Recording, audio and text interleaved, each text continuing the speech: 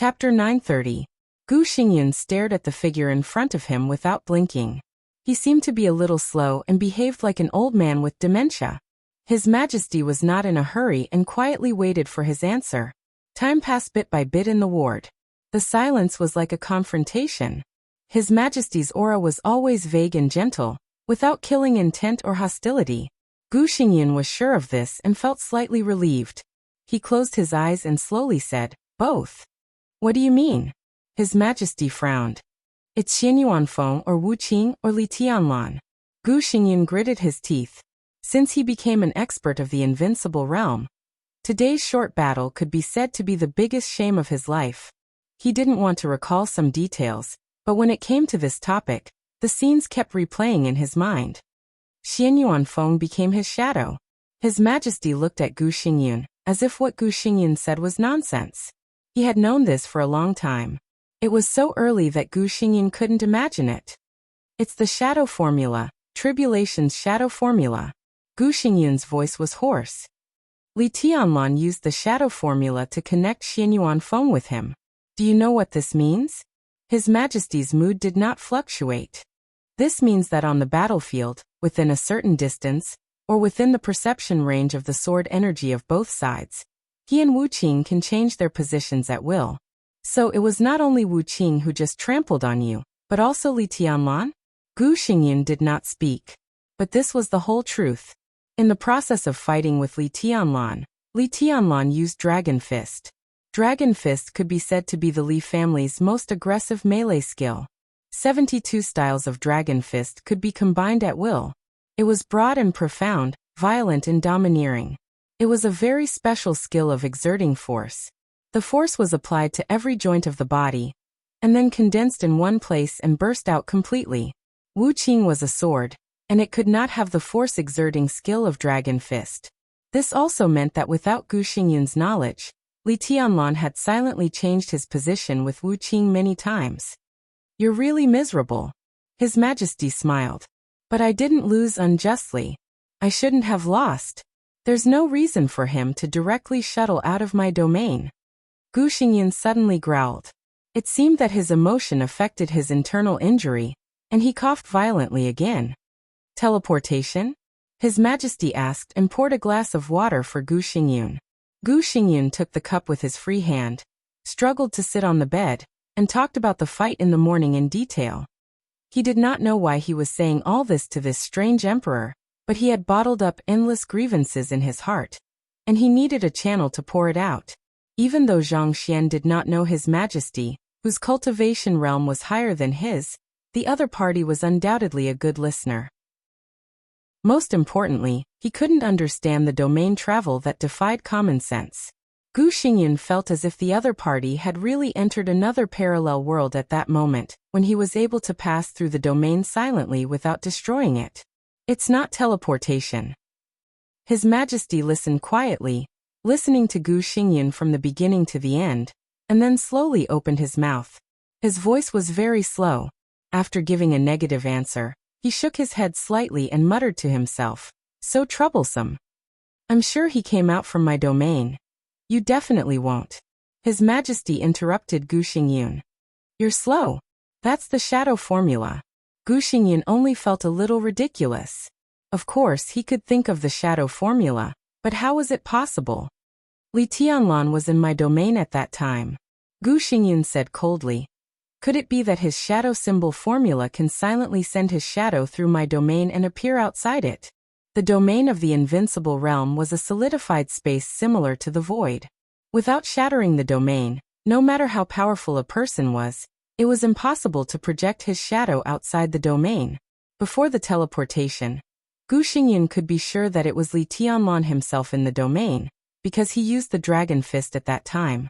After that brief teleportation, the starting gesture of the Dragon Fist suddenly changed to the 24 moves of sword, which instantly broke the balance. The result of the battle actually appeared at that moment. "Who told you it was Li Tianlan's shadow?" In the lingering starlight clouds, His Majesty's voice was indifferent and without any emotion. But Gu Xingyun clearly felt the other party's seriousness and depression.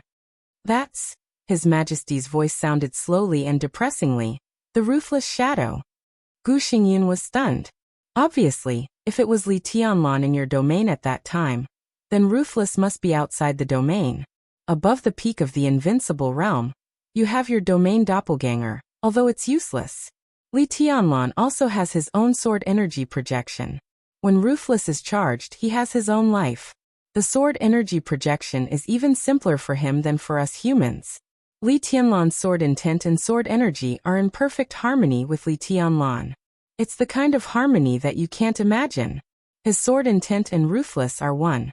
Ruthless can use the 24 moves of sword, so naturally, he can also create the sword energy projection and use the shadow formula to change positions with the shadow. His Majesty's voice was a little cold. Li Tianlan's real body trapped in the domain didn't come out, but at that moment he created a shadow outside, changed positions with the shadow, and appeared directly in front of you. At that time you detonated the domain, and were forming a new domain. Li Tianlan took advantage of this time to change positions with his own shadow, and left the battlefield. He was silent for a while and smiled sarcastically. At that time, he should have entered Kunlun City to find someone. Gu Xingyun was really stunned for a long time this time. It was even a little difficult for him to understand the specific meaning of His Majesty's words. Ruthless Li Tianlan shadow. He shook his head fiercely, which affected the wound on his face and made a muffled groan. There's no way to replay the whole process of the battle. During the whole process, you don't even know how many times Li Tianlan's real body appeared. You're right about one thing. In the domain, Li Tianlan can't project his shadow out of the domain. But what if his shadow has always been outside the domain? Don't think about Ruthless shadow. The current situation is that Ruthless can have a shadow, but Ruthless himself. Because I'm talking about Ruthless, not Xianyuan Feng without energy. Ruthless in this state, as you said yourself, is Li Tianlan's shadow. Even in your domain, he can change positions with Ruthless. The domain you detonated may hurt Li Tianlan, but how can it hurt Ruthless, who is combined with several murderous weapons? Li Tianlan's shadow, Ruthless shadow, the shadow of the shadow. Gu Xingyun had a splitting headache. He suddenly thought of something and was shocked. He said hoarsely, "If what you said is true, does it prove that Li Tianlan can change positions with the shadow made by Ruthless?" His Majesty looked at him and said in a deep voice, "Of course, where Ruthless sword energy can reach and Li Tianlan's body can bear it. He can appear anywhere and disappear from anywhere. And many times, we don't even know whether Li Tianlan, who suddenly appears, is his real body, his shadow, or Ruthless. How is this possible?" Gu Xingyun muttered to himself. "In this case, who else can kill him? Nothing is impossible." His Majesty shook his head. "Have you forgotten the desert?" When Xianyuan Feng appeared on the battlefield from outside the desert, the front line of the battlefield was at least 60 miles away from the desert prison. The moment Xianyuan Feng killed Gu Qianchuan, Li Tianlan appeared. But such a long distance should be Li Tianlan's limit. I also saw the scene at that time. Li Tianlan stood there, and didn't move for a long time. His Majesty thought and whispered, "He can cross such a long distance, but he will also temporarily lose the ability to move, which is much more serious than being seriously injured." "If that's the case, isn't he invincible?" Gu Xingyun said subconsciously. Appearing and disappearing at will in a wide range, ruthless and fierce, even exceeded Li Tianlan's powerful combat capability. The shadows of both sides, different clones, ignored the domain, strange and complicated. In this state, Li Tianlan appeared on the battlefield, completely free to come and go, unscrupulous, and others could not even know whether he was the real body or not. His Majesty looked at Gu Xingyun strangely. "Now isn't he invincible?" Gu Xingyun was slightly stunned and didn't know what to say. "But there is still a chance. As long as we can lock his real body, launch a sneak attack with all our strength, and kill him with one blow before Li Tianlan can react," His Majesty whispered. "This is the only way." He thought of the battlefield of the Wang family of Beihai. He was more and more disappointed with Gu Xingyun. This battle only made one more expert at the peak of the invincible realm among Li Tianlan's defeated opponents. For Gu Xingyun, he was a complete loser. Li Tianlan, Ruthless, and several shadows played Gu Xingyun in circles. Under the switching back and forth, Li Tianlan hid his strength, and Xianyuan Feng saved energy, which meant that nothing was tested. His Majesty was still not sure about Li Tianlan's current state, and Xian Yuanfang's energy storage. He rubbed his chin thoughtfully. I don't believe it. Gu Xingyan was silent for a long time, then shook his head subconsciously. It can't be like this. Such a Li Tianlan, such a Li Tianlan.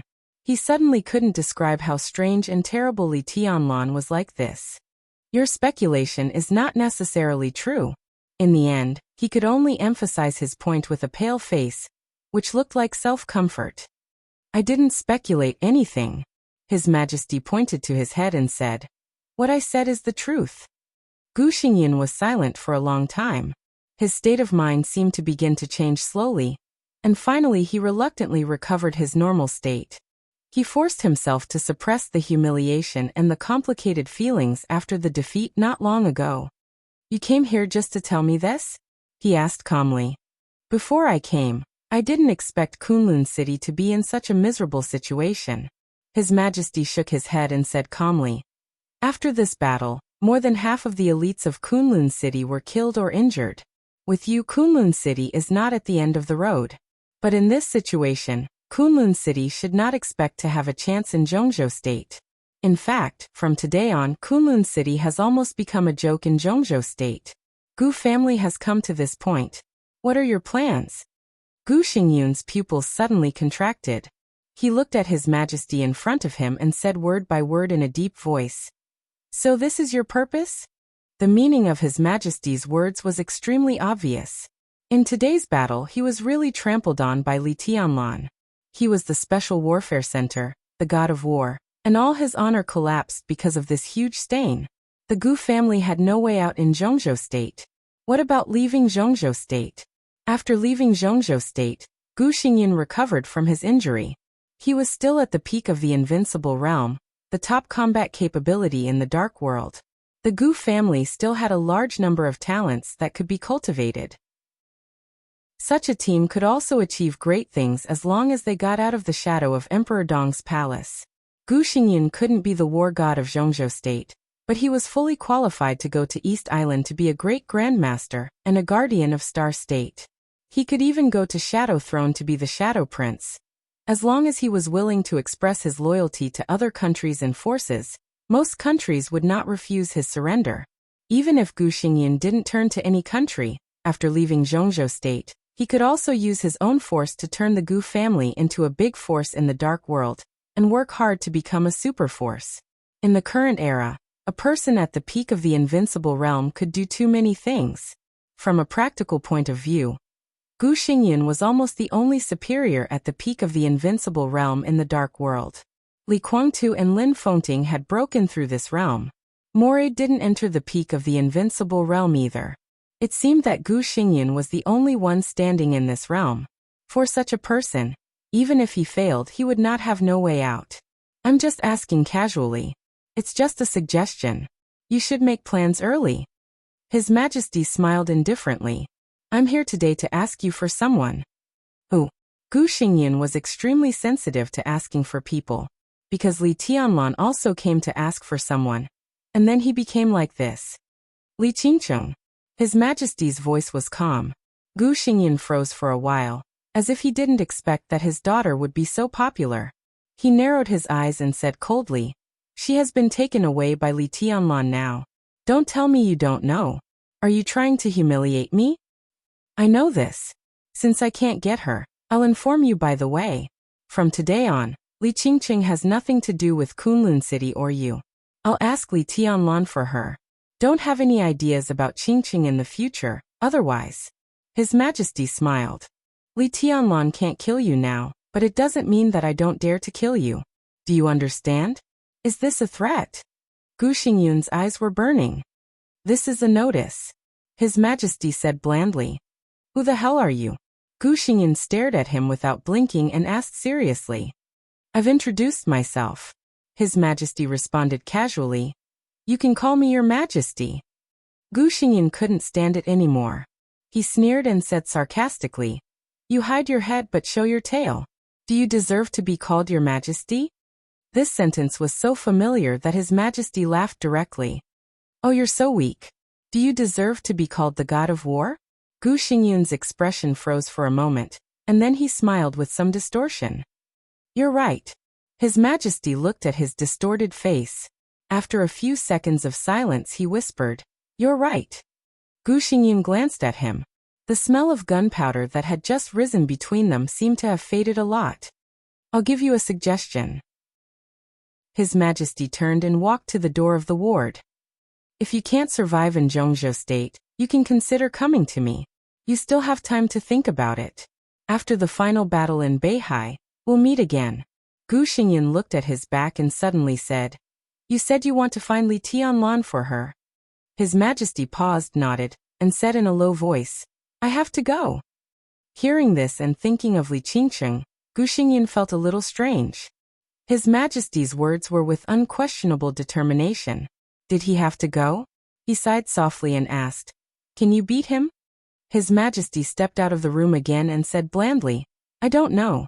No one knows the answer to this question. But, he opened the door and said, You'll know after the fight. Chapter 931. Before Li Tianlan returned to Yuzhou, the result of the Battle of Kunlun City had completely spread throughout Zhongzhou State. First Gu Qianchuan, then Zhu, and then Gu Xingyun.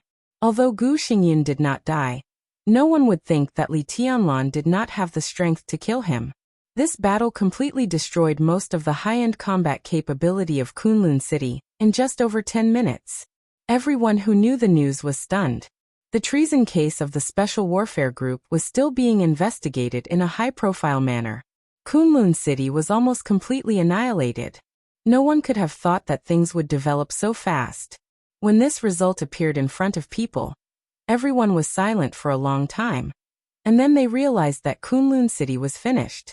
Kunlun City might not have disappeared. But when everyone was not mentally prepared, everything that happened suddenly completely meant that Kunlun City was completely declining. Thinking of the treason case of the Special Warfare Group, and the heavy loss of Kunlun City, everyone who got the news had extremely complicated feelings. The state-protecting war god, the Special Warfare Center. This time, it was really trampled down from a high place by a person. Huge chaos broke out directly inside the Special Warfare Group when the news was spread. At 9 o'clock in the morning, the speaker of Ningxi province publicly made some remarks similar to, the innocent are innocent, at the provincial council meeting, expressing his support for the treason case of the Special Warfare Group being investigated.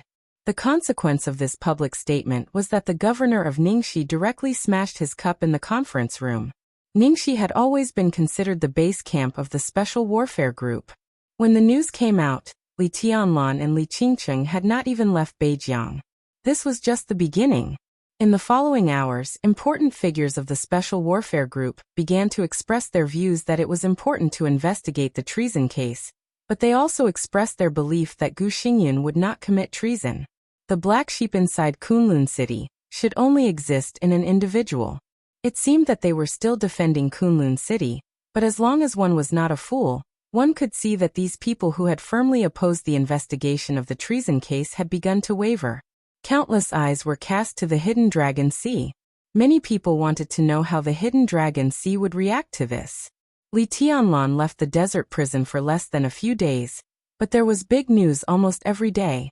At the border of Sai City, one sword broke the army.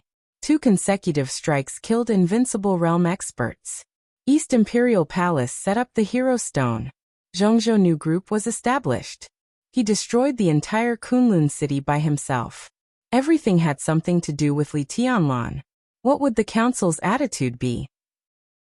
Especially Chen Fangqing, who was now destined to fight Li Tianlan to the death. What would his attitude be? Chen Fangqing did not respond. In fact, ever since the news of Zhu's death came, he had been unusually quiet. That kind of silence was not disappointment after anger, but an indescribable lifelessness. When the news from Kunlun City came, he just read it and said nothing. Perhaps most people were concerned about the misery of Kunlun City and the destined decline of the Special Warfare Group. However, Chen Fangqing was most concerned about Zhu's death. He was the only invincible realm killer in the Dark World today. How high-spirited and domineering he had been in the past few years after his rise. Although he was not at the peak of the invincible realm, There were not many Invincible Realm experts who could be taken seriously by him. An Invincible Realm killer was extremely dangerous to anyone. But now, the Invincible Realm killer, who was looking forward to playing with the princess in Huading, died just like that. Unarmed, a kilometer away, life and death in an instant. It was such a simple punch, but it detonated the whole dark world in an instant. What made Chen Fangqing most ridiculous was that Li Tianlan went to Huading in advance to investigate the environment of the airport. The time of Ju's death was 6:03 in the evening in Huading. Until the plane took off, a few hours after Ju's death, there was no sign of Wang Yuetong at Huading or Nanyuan Airport. The termination plan completely failed. After paying the lives of several generals, countless elites lurking in Beihai, and the Invincible Realm killer Ju's life, what the termination plan brought to Chen Fangqing was his irreconcilable hatred with the Wang family of Beihai and Emperor Dong's palace. Other than that, there was nothing. Chen Fangqing's heart was a little numb. He targeted Li Tianlan, Emperor Dong's palace, the Wang family of Beihai, and Wang Shengshao. He had tried hard, planned, calculated, and used countless resources. But now it seemed that he was really powerless. It was not until the news from Kunlun City came that Chen Fangqing finally realized that he could do nothing this time. What Li Tianlan defeated was not only Gu Xingyun, but also the 10 Supreme Sword formation of Kunlun City that Gu Xingyun personally presided over. No one could understand why Li Tianlan was so powerful. He was the chosen one, and his sword intent was flawless. Everyone speculated that once Li Tianlan entered the Invincible Realm, he would have the strength comparable to the peak of the Invincible Realm in the shortest time. But the problem was that Li Tianlan hadn't entered the Invincible Realm yet. How did he do it? This answer was very important. But to Chen Fangqing, it seemed to be of no importance. The important thing was that Li Tianlan defeated Gu Xingyun, who was at the peak of the Invincible Realm, and destroyed the 10th Supreme Sword formation of Kunlun City, without becoming an expert of the Invincible Realm. It didn't matter how he did it, but he could do it, which meant that he had at least the strength at the peak of the Invincible Realm at this time.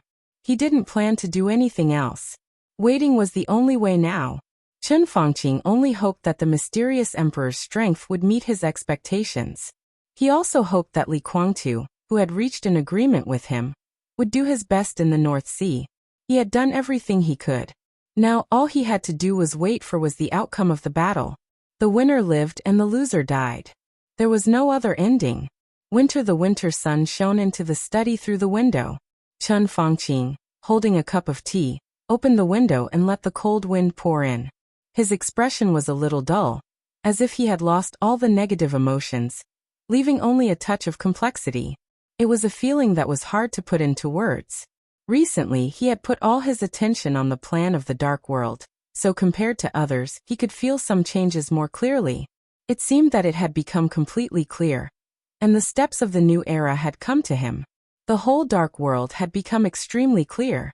It was a kind of feeling as if he was about to be ruled. He could feel the figure in the outline of the new era. It killed Gu Qianchuan, killed Ju, and destroyed Kunlun City. The figure seemed to be moving with the new era, toward the peak, toward the throne. It was a huge pressure that made Chen Fangqing almost unable to breathe. He held the teacup and took a sip silently. His figure was a little bleak and stooped. Bang! In the indescribable silence, the door of the study was suddenly pushed open.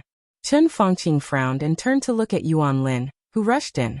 Yuan Lin, who had always been respectful and calm, forgot to knock on the door. He almost knocked the door open and rushed in. Chen Fangqing's heart sank slightly. In his sight, Yuan Lin, who had followed him for several years, was sweating and pale at this time. His whole body was trembling slightly, and he was out of his wits. He looked extremely frightened. What's wrong? Chen Fangqing put down the teacup, tightened his spirit, and said in a deep voice, Oh. Yuan Lin opened his mouth, and his dry voice made Chen Fangqing feel extremely uncomfortable. He felt a burst of irritation, waved his hand and said impatiently, Get to the point. In the end, Yuan Lin did not call him the Prime Minister. He gasped and swallowed hard. His voice sounded like a moan or a cry. Something happened in Beijiang. Before his voice had died away, the urgent ringing of the phone rang like a reminder. Chen Fangqing's heart sank to the bottom. He quickly walked to the desk and grabbed the phone on the desk. On the phone, Li Huaqing's cold voice sounded. He did not use any formal title. Go to the conference room right now. Hold an emergency board meeting. It happened. As soon as Chen Fangqing opened his mouth, Li Huaqing had already hung up the phone. Chen Fangqing's face darkened in an instant, mixed with a touch of embarrassment. After working together for so many years, it seemed that this was the first time that Li Huaqing showed such undisguised anger in front of him. He froze for 2 seconds, reached out to grab his coat, and walked out of the study. Yuan Lin followed him subconsciously. What happened in Beijiang? Chen Fangqing put on his coat and asked quickly. Yuan Lin's face was a little dull and stiff. He murmured, something happened in Beijiang. An hour ago in Beijiang. Putting down the phone, Jiang Shangyu shrugged. Looking at Jiang Shan, who was dealing with documents in the office, he laughed. Dad, he won't come back for dinner. Jiang Shan raised his head. Can't he make it? No, he still has something to do. He has to go to Yuzhou, and maybe to Tiannan. Jiang Shangyu coughed and said slowly. After resigning from the Snowdance Corps, he was still a general of Zhongzhou State, but he did not hold any specific position. His recuperation time was very long, but there was nothing to keep secret. After leaving Snow Country, he went to Nanhai Province for a while, and then returned to his home in Beijiang. Most of the time he accompanied his father, Jiang Shan. To Tiannan?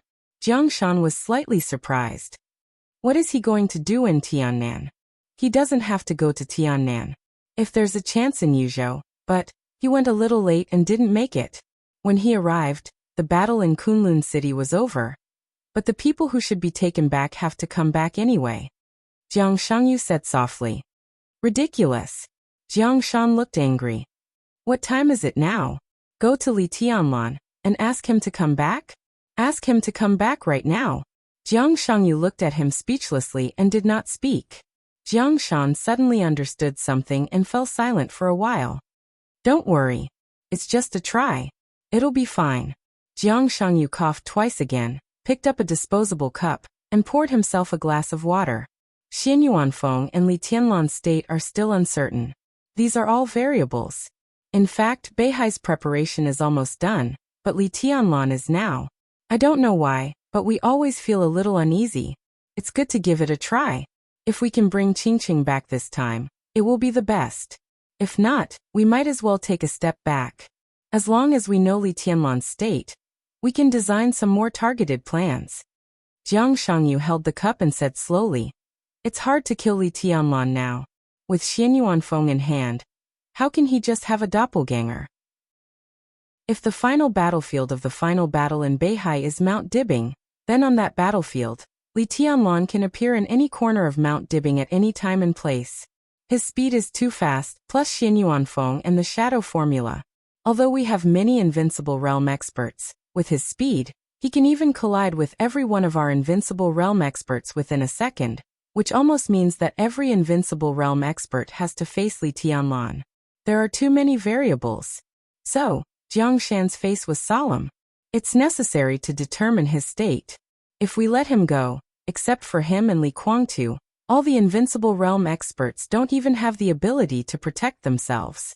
The only way is to have a relatively clear grasp of his state, and then find a way to lock his real body, so that he and Li Guangtu can attack at the same time. Jiang Shangyu shook his head. There is only one chance, and it will disappear in a flash. We must test it in advance. He put down the cup, looked at Jiang Shan, and said with a smile, So, I will also go to Tiannan in the near future. Of course I won't attack. Yes. Do you have to do this? Jiang Shan was silent for a long time, and then he said in a low voice, You should know that I'm not very interested in the so-called heavenly son, and I don't have much ambition for the hegemony of the family. You are my son, and I only hope that you can be safe.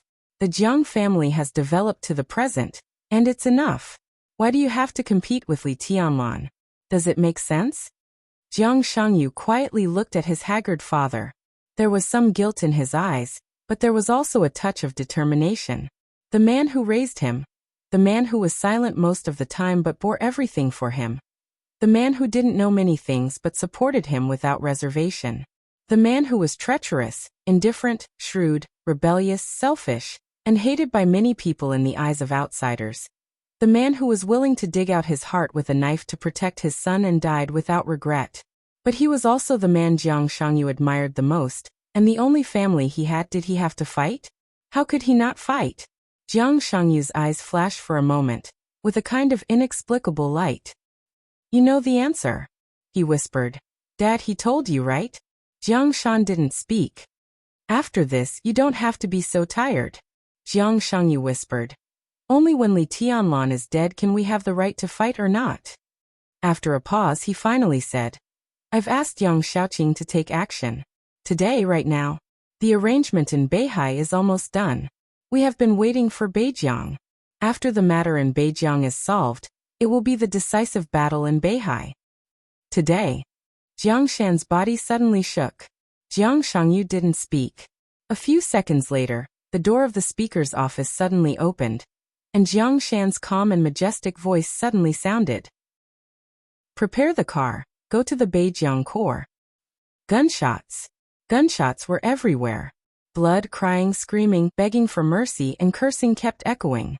The encampment of the Beijiang Corps was already in chaos. Half an hour ago, when a group of family members of those who died in the Desert War came to the Corps encampment again to ask for an explanation, but were refused entry, the crowd here had become agitated. It was no secret in the Corps that the Corps' pension could not be issued for a long time. In the face of the family members who intended to force their way into the encampment, a guard with a gun pushed down a young pregnant woman. His answer was like a flame that completely ignited everyone's inner anger. Pension? No. If the army headquarters of Zhongzhou State doesn't issue it, what can we do? If anyone dares to make trouble, I'll arrest you all. You want pension? Go to jail. The guards were overwhelmed by the completely angry family members. When the other guards were ordered to shoot as a deterrent, there was no room for redemption. It was Huang Tong who gave the order to shoot. The first bullet of the encampment guard hit the back of a family member. Blood flowed out. All the family members rushed into the encampment like crazy under great emotions. Gunshots rang out. The injured family member fell down. The chaos was completely out of control. Countless soldiers rushed out and looked at the family members who fell on the ground. All of their eyes were completely red. Huang Tong. I'll *CK your mother. When a young company commander cursed, some soldiers had already begun to pick up their weapons and shoot. Not at the family members. Instead, they aimed at the guards who shot at the family members. The twisted faces of those desperate family members were almost imprinted in everyone's heart. Almost every soldier had such an idea. If they were the ones who died on the battlefield one day, would their family members also receive the same treatment? They were crazy. The great anger made the soldiers completely lose their minds. The bullets flew directly toward the guards. In an instant, there was extreme contradiction among the soldiers. Some were carrying out Huang Tong's orders, and some were protecting the family members. The tragic killing broke out directly before anyone could react. The order of the entire encampment completely collapsed in an instant. No one knew what it was. However, the worst incident in the past 100 years completely broke out when no one was mentally prepared. In the 15th minute of the chaos, the top officials in the encampment began to report the situation to the army headquarters. Dongqing Wudi conveyed the situation to Li Huaqing at once. But everything was already irreversible. The car rushed all the way out of the Beijiang Council compound. Jiang Shangyu sat in the passenger seat, looking at the scenery outside the window with no expression on his face. The phone rang. Jiang Shan, with a serious face, took out his mobile phone, narrowed his eyes, and answered the phone. President. Yes, I already know. I just received the phone report, and I'm on my way. King bastard. Huang Tong is so confused that he ordered to shoot at the family members. Yes, I understand. I'll do my best to deal with the aftermath. Okay, thank you for your trust in me. After a brief exchange on the phone, Jiang Shan put down the phone with a solemn face. Dad, what did Li Huaqing say? Jiang Shangyu asked.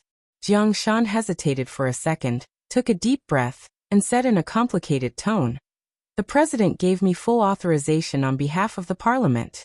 Before the army headquarters, the parliament and the cabinet arrive, I have full authority to deal with this emergency. Before the people of the 3 highest departments arrive. Full authority." Jiang Shangyu showed a sneer and whispered, "It seems that the parliament still doesn't trust us enough." Jiang Shan did not speak. Jiang Shangyu looked out of the window and muttered to himself, "In this case we have to hurry." Chapter 932. Li Tianlan failed to send Li Qingqing to Li Shi in person. As soon as the two of them entered the sanatorium, a tall and burly middle-aged man with a rough appearance rushed over. He seemed to have been waiting at the door of the sanatorium. When he saw Li Tianlan, without saying a word, he directly grabbed Li Tianlan's arm and dragged him in the direction of the nearby helicopter. The rotor of the helicopter had begun to whistle, and it was ready to take off in the shortest time. His face was covered with a thick beard, and he had a rough and somewhat ferocious appearance. His tall and fat body trembled slightly as he pulled the rope stiffly. Li Qingqing, who was a little confused, subconsciously grabbed Li Tianlan's arm and frowned slightly. Li Tianlan didn't know whether to laugh or cry. Now there were not many people in Zhongzhou State who dared to treat him like this. But to this man he couldn't get angry. Dongqing Rushi and Dongqing Qiuqi's godfather. Thunder God. Thunder God of the Dongqing clan. Thunder God, who accompanied him in the desert prison for a year. Since he was a child, Thunder God was the first outsider who had nothing to do with the Li family's camp that he had ever met. This was a kind of feeling that was difficult for others to understand. Although they only got along for a year, they were very happy. Later, Li Tianlan left the Li family, and they didn't see each other much. But Li Tianlan had always respected and appreciated Thunder God. "No, Uncle Thunder, wait a minute. Where are we going?" Li Tianlan followed Thunder God's strength helplessly. Hidden Dragon Sea. Thunder God was stunned and said in a deep voice, "The parliament has been quarreling. Qin Fangqing and the minister almost fought in the conference room. The meeting is now adjourned. The minister told me to wait here and take you there as soon as you come." Qin Fangqing and Dongqing Wudi almost fought? And in the conference room of Hidden Dragon Sea? So explosive? Li Tianlan raised his eyebrows. What happened? The situation in Beijiang is very chaotic now. I don't know much about it. Let's talk about it when we get to Hidden Dragon Sea. Thunder God pulled him onto the helicopter. Wait a minute. Li Tianlan turned to look at Li Qingqing and said slowly, "Your mother is in Ward 001 on the 3rd floor of the 2nd building. I can't go there now. How about this? You go to her by yourself. There is no one else in the room. You can have a good chat." Li Qingqing was stunned. She bit her lip and looked at Li Tianlan with a complicated look in her eyes, but she subconsciously let go of his arm. "By the way, tell her that we will go to Tiannan as soon as possible. Tiannan has something you need," Li Tianlan said again, and then he was dragged onto the helicopter by Thunder God. The helicopter shook for a moment and slowly lifted off. Li Qingqing stood under the helicopter in a daze. The strong wind brought by the rotors blew her clothes. She stood there silently and raised her swollen face. She looked a little pitiful. Li Tianlan glanced at her and shook his head. The helicopter rushed toward the Hidden Dragon Sea at full speed. In the cabin, Thunder God had calmed down. He looked at Li Qingqing, who was standing still below, and smiled. When he was about to speak, Li Tianlan handed him a cigarette and asked casually, "Why are you in Yuzhou?" "I attended a meeting of the army headquarters. The minister was in a hurry to find you, so he asked me to guard here." Thunder God smiled, took the cigarette, and took a deep breath. Li Tianlan nodded and said yes, with a complicated look in his eyes. He still remembered what Li Shi had told him. That year, more than 20 years ago, when he and Dongqing Rushi were just born, it was Thunder God who rushed in and called him his godson. As a result, he took Dongqing Rushi away. Then there was the current Li Tianlan and Emperor Dong's palace. Li Tianlan felt a little helpless. Things had come to this, and he had no opinion on Thunder God. He just thought of the past and looked at Thunder God today, and he inevitably felt a little subtle.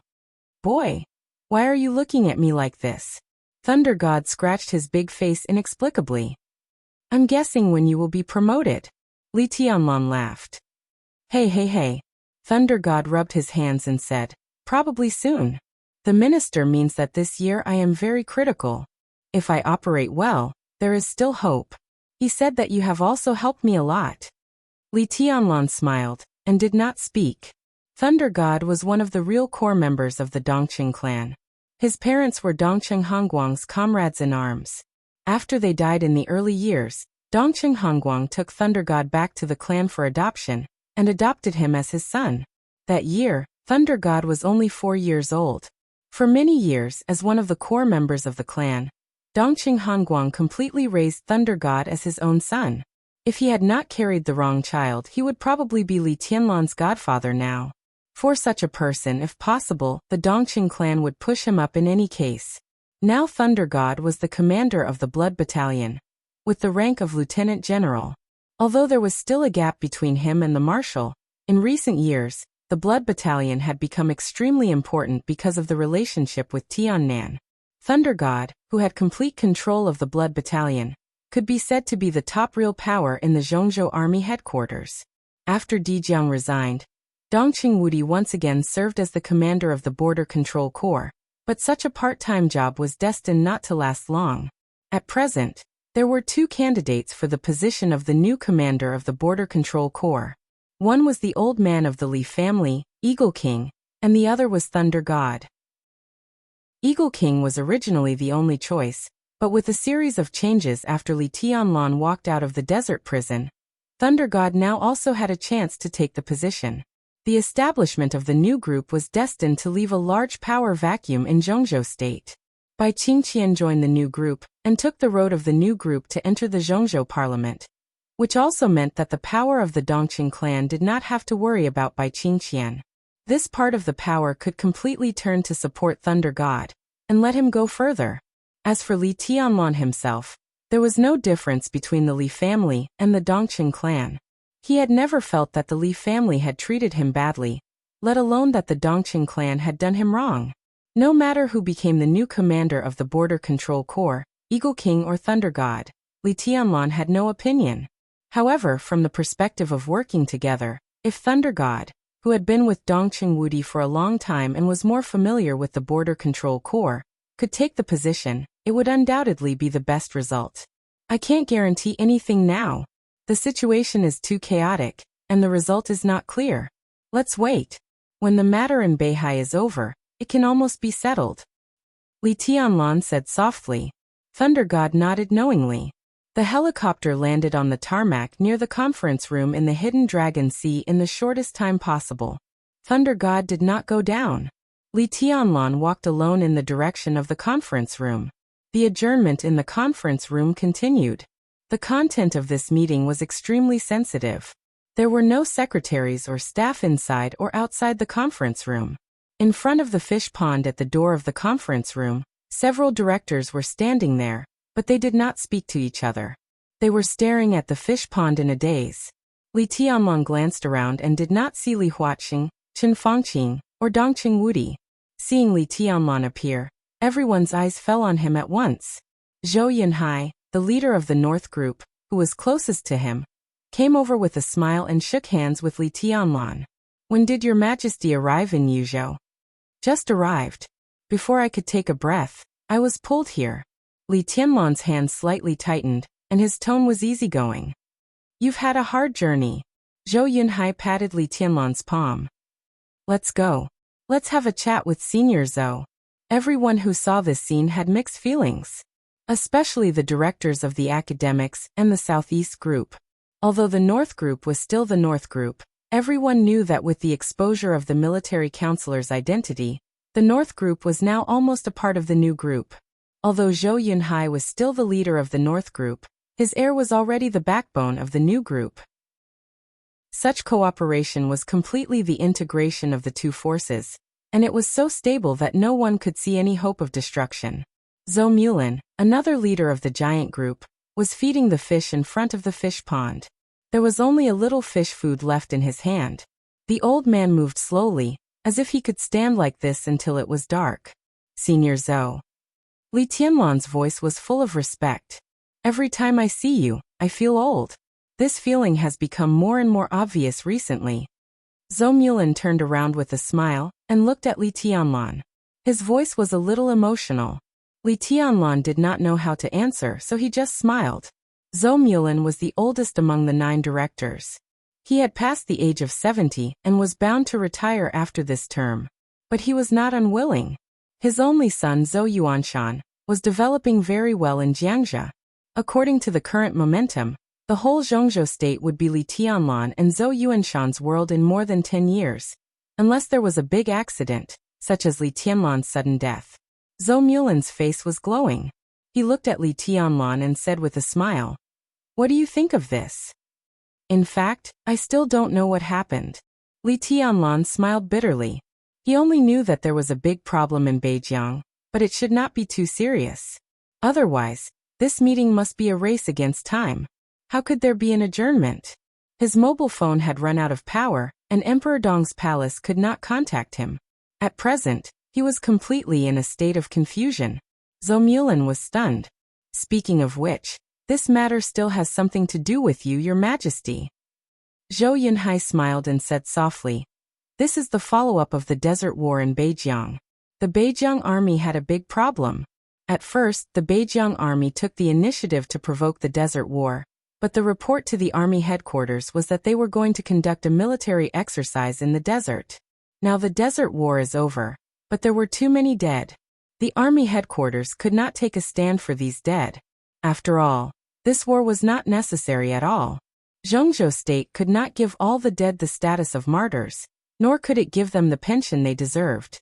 So the only thing Minister Dongqing did was to approve the request of the Beijiang army for the exercise." Li Tianlan's mouth twitched. Of course he knew about this. It was his request not to give the dead of the Beijiang army the name of martyrs.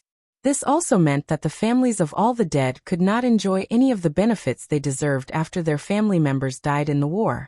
This alone was enough to push Huang Tong to a dead end, and then tear a huge wound on Huang Tong that could make the prince group bleed. As for the pension, it was a matter for them to deal with. No matter how he looked at it, the army headquarters had no reason to pay this pension. This was the pension for tens of thousands of people. Zhongzhou state was not stingy with the pension for soldiers. Under normal circumstances, the family of a soldier who died in the war would receive millions of dollars. But the number of dead in the Desert War reached tens of thousands. This pension was so large that it was totally unimaginable. It was hundreds of billions of Zhongzhou state dollars. That was hundreds of billions of Zhongzhou state dollars. From beginning to end, the report of the Beijiang army to the army headquarters was just a military exercise. What the hell did they do to ask for hundreds of billions of pension? The exercise was actually a war? The Beijiang army provoked the war privately. How could they have the face to ask for hundreds of billions of pension? If this pension was paid, it was tantamount to setting an extremely bad precedent. Without reason, without explanation, and without listening to orders, the money was given out. Did they really think that the finance of Zhongzhou state was someone's private vault? As for the Beijiang army, Huang Tong could not afford this money at all, not even 1/10 of it. Li Tianlan took a deep breath and asked, Then, just a few hours ago, a large number of family members rushed into the largest station of the Beijiang army to ask for an explanation. Zhou Yunhai laughed. His smile was full of solemnity. I don't know what Huang Tong was thinking. Not only did he not come forward to explain and stabilize the situation, but he ordered the garrison to shoot and hurt some of the family members of the dead. Li Tianlan's body suddenly shook. He raised his head in shock and said in disbelief, Shoot! That's the problem. Zhou Yunhai nodded with a solemn face. The injury of several family members caused very serious consequences. The news spread very fast. Now there are tens of thousands of family members in Beijiang. And now all of them are rushing to the station of the Beijiang army to fight the garrison. They are more than 100,000 civilians, and they are the family members of the soldiers. Some of Huang Tong's loyal soldiers in the Beijiang army carried out the order to shoot, but a large number of ordinary soldiers were also enraged by Huang Tong. They took off their uniforms and took up guns to protect the family members of their fallen comrades. Under such circumstances, Although there are many family members, Huang Tong's troops have occupied the arsenal of the military region. It has been nearly an hour since the incident happened. No one knows how many people have died in Beijiang. The minister is also in a difficult position. Li Tianlan's face was livid. After a long time, he squeezed out a word from between his teeth. F***ck. No matter how this matter was handled, there would be unimaginable consequences. It was very simple. This was originally a matter of paying or not paying. Pay. The Beijiang army could not afford it, and the finance and army headquarters of Zhongzhou State had no reason to pay. Once this precedent was set, a large number of military expenses of Zhongzhou State would be used for some messy things in the future. Not paying? Those family members were bound to start fighting desperately. This problem had already been placed in front of the parliament. But now with the sound of gunfire in Beijiang, the whole thing was completely in a desperate situation. In any case, Huang Tong's order to shoot was incomprehensible. In any case, this matter had to be completely controlled. If those family members were killed by Huang Tong without a reasonable result, which soldier in Zhongzhou State would dare to fight for Zhongzhou State in the future? No. It was no exaggeration at all. Not a single one. Not a single one. Li Tianlan took a deep breath. When he was about to say something, a voice suddenly sounded. Tianlan. Li Tianlan turned his head subconsciously. In front of the conference room, Dongqing Wudi appeared with a livid face. Seeing Li Tianlan, his face eased for a moment, and he nodded. Come in with me. We need to discuss something. Chapter 933. When they walked into the small lounge of the conference room, the atmosphere in the smoke-filled room was oppressive and almost suffocating. Li Huaqing sat on the sofa and took a big drag on his cigarette. His eyebrows were tightly wrinkled, with undisguised anger. Qin Fangqing sat there with a stiff face. There were many cigarette butts in front of him. His lips were dry and cracked, and he looked a little lost. Dongqing Wudi closed the door behind him. A slight noise caught everyone's attention. Qin Fangqing looked back at Li Tianlan. His pupils shrank, and he jumped up as if he had been stimulated. It's him. He pointed at Li Tianlan, and his face was ferocious and resentful. If it weren't for him, everything in the desert wouldn't have happened. He's the culprit of all this. Snap. Li Tianlan moved his body. In Dongqing Wudi's eyes, his body seemed to shake, but Qin Fangqing's body flew out and fell to the ground. Li Tianlan walked slowly to him and looked down at him, looking down at him with no expression. Are you comfortable? He asked slowly. Qin Fangqing seemed a little confused. He covered his face and looked at Li Tianlan blankly. After a long time, he reacted and growled ferociously. Li Tianlan. You. Enough. The corner of Li Huaqing's eyes twitched a few times, and he slammed the armrest of the sofa. Qin Fangqing suddenly roared and rushed toward Li Tianlan desperately. He had suppressed his emotions for too long. At this moment, he completely lost control of his emotions. Demeanor? Majesty? Composure? Restraint? Everything disappeared in her heart. His expression was distorted, his eyes were blood red, and he kept muttering something. He waved his fist directly at Li Tianlan's face. The Prime Minister didn't fight with Dongqing Wudi, but he fought with Li Tianlan. But his movement was almost like a snail in Li Tianlan's eyes. Li Tianlan casually reached out and directly pinched Qin Fangqing's face. Are you done? Li Huaqing's furious roar suddenly rang out. The white mist in Li Tianlan's hand surged for a moment, and he directly pushed Qin Fangqing out. Qin Fangqing's body slammed into the wall as he gasped for air. His eyes filled with hatred. But Dongqing Wudi and Li Huaqing noticed at the same time that the swelling on his face from the slap had disappeared. As if nothing had happened. Li Huaqing secretly sighed and shook his head, not knowing what to say. In a private place, Li Tianlan and Qin Fangqing had been sworn enemies for a long time. Although that slap was shocking, however, there were only a few people present, so it was not a big deal. After this slap, both sides seemed to slowly calm down. Qin Fangqing also seemed to feel the strangeness of his face. He reached out and rubbed his face. In the end, he fell silent and sat on the sofa, not saying a word. Prime Minister, you really have nothing better to do. You're still here trying to shirk responsibility for such a big thing. Are you trying to push the blame onto me so that the northern borderlines matter can be smoothly resolved? The desert was just a drill. Tens of thousands of people died. What does that have to do with me? I don't know anything from beginning to end, Li Tianlan said lightly. We all know that it was a war, a *T drill. You and you. He glared at Dong Qingwudi. You're all playing dumb here. In the past year, the army headquarters has never issued any combat orders to the northern borderline. I'd like to know who issued the combat orders to the northern borderline corps. Dong Qingwudi's expression was cold. It doesn't matter who it is. What matters is who the target is. Chen Fangqing, more than 1,000 elites of Emperor Dong's palace died in the desert. If it weren't for the so-called drill in the northern borderline, none of this would have happened. You want to start a war, kill me, and put the blame on me. Why is it that you want to kill me, and I don't resist? Li Tianlan's voice was cold. That's a blockade. That's just a blockade. If Emperor Dong's palace hadn't acted on its own. Acted on its own? Huh? Li Tianlan interrupted Chen Fangqing. His voice was calm. *CKU. You.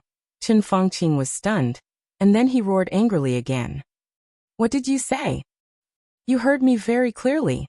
I'm asking about your mother, Li Tianlan said blandly. From the beginning to the end, it was the northern borderline corps who acted on its own. Not to mention Emperor Dong's palace. Any Zhongzhou person has the right to fight back when he is about to be murdered by the power. Chen Fangqing, no one is willing to wait for death. Emperor Dong's palace is like this, and so are you. This is good for Zhongzhou state. You know nothing about the overall situation. Zhongzhou state needs stability and a future. It doesn't need any cancer. Chen Fangqing growled. Such a cancer must be eradicated. No one wanted to kill you in the beginning. If Emperor Dong's palace hadn't reacted so violently, how could there have been a desert war? Don't you know it yourself? An overly powerful Emperor Dong's palace is not a good thing for Zhongzhou state. For the future of Zhongzhou state, for the overall situation, what's wrong with some people dying in Emperor Dong's palace? It's just some people dying. How dare you? *CKU. Li Tianlan interrupted Chen Fangqing again. It was the same content, the same rudeness. Chen Fangqing's mood was obviously not right, but what he said was clearly from the bottom of his heart. Under normal circumstances he would never speak his mind. Although it was outrageous, maybe Chen Fangqing thought so in his heart. The overly powerful Wang family of Beihai was a cancer for Zhongzhou state. So what was wrong with weakening and suppressing it? What was wrong with the Wang family of Beihai giving up some things that Zhongzhou state could not tolerate for the overall situation? They should have done that. The gradual rise of Emperor Dong's palace was not in line with the interests of Zhongzhou state. It was just a blockade. As long as they blocked Li Tianlan's channel of news, they could suppress the Wang family of Beihai. After the Wang family of Beihai disappeared, they could subdue Li Tianlan. This was the most beneficial thing for Zhongzhou state. So what if some people died in Emperor Dong's palace? It was just some people dying. They should focus on the overall situation. Li Tianlan had no intention to judge whether Chen Fangqing's thoughts were right or wrong. He could not think in Chen Fangqing's position. But he knew that Chen Fangqing firmly believed that he was right. What he said was almost the truth in his view. Li Tianlan smiled and said indifferently, "It's true that only some people died in Emperor Dong's palace. They are dead and the funeral has been held. There is no way to change it. You have your overall situation and your position. I don't need to say anything more. But obviously you want to attack Emperor Dong's palace. You want to kill me, you want to kill my woman. You have enough reasons but you failed. No matter what reasons you have, failure is failure. The situation is already obvious, isn't it? You can't play a role in the future of Zhongzhou state now, but I can. I don't need to be the god of war of Zhongzhou state. As long as I am in Tiannan, I can make the whole dark world, and even any country in the world dare not offend Zhongzhou state. I am the overall situation of Zhongzhou state."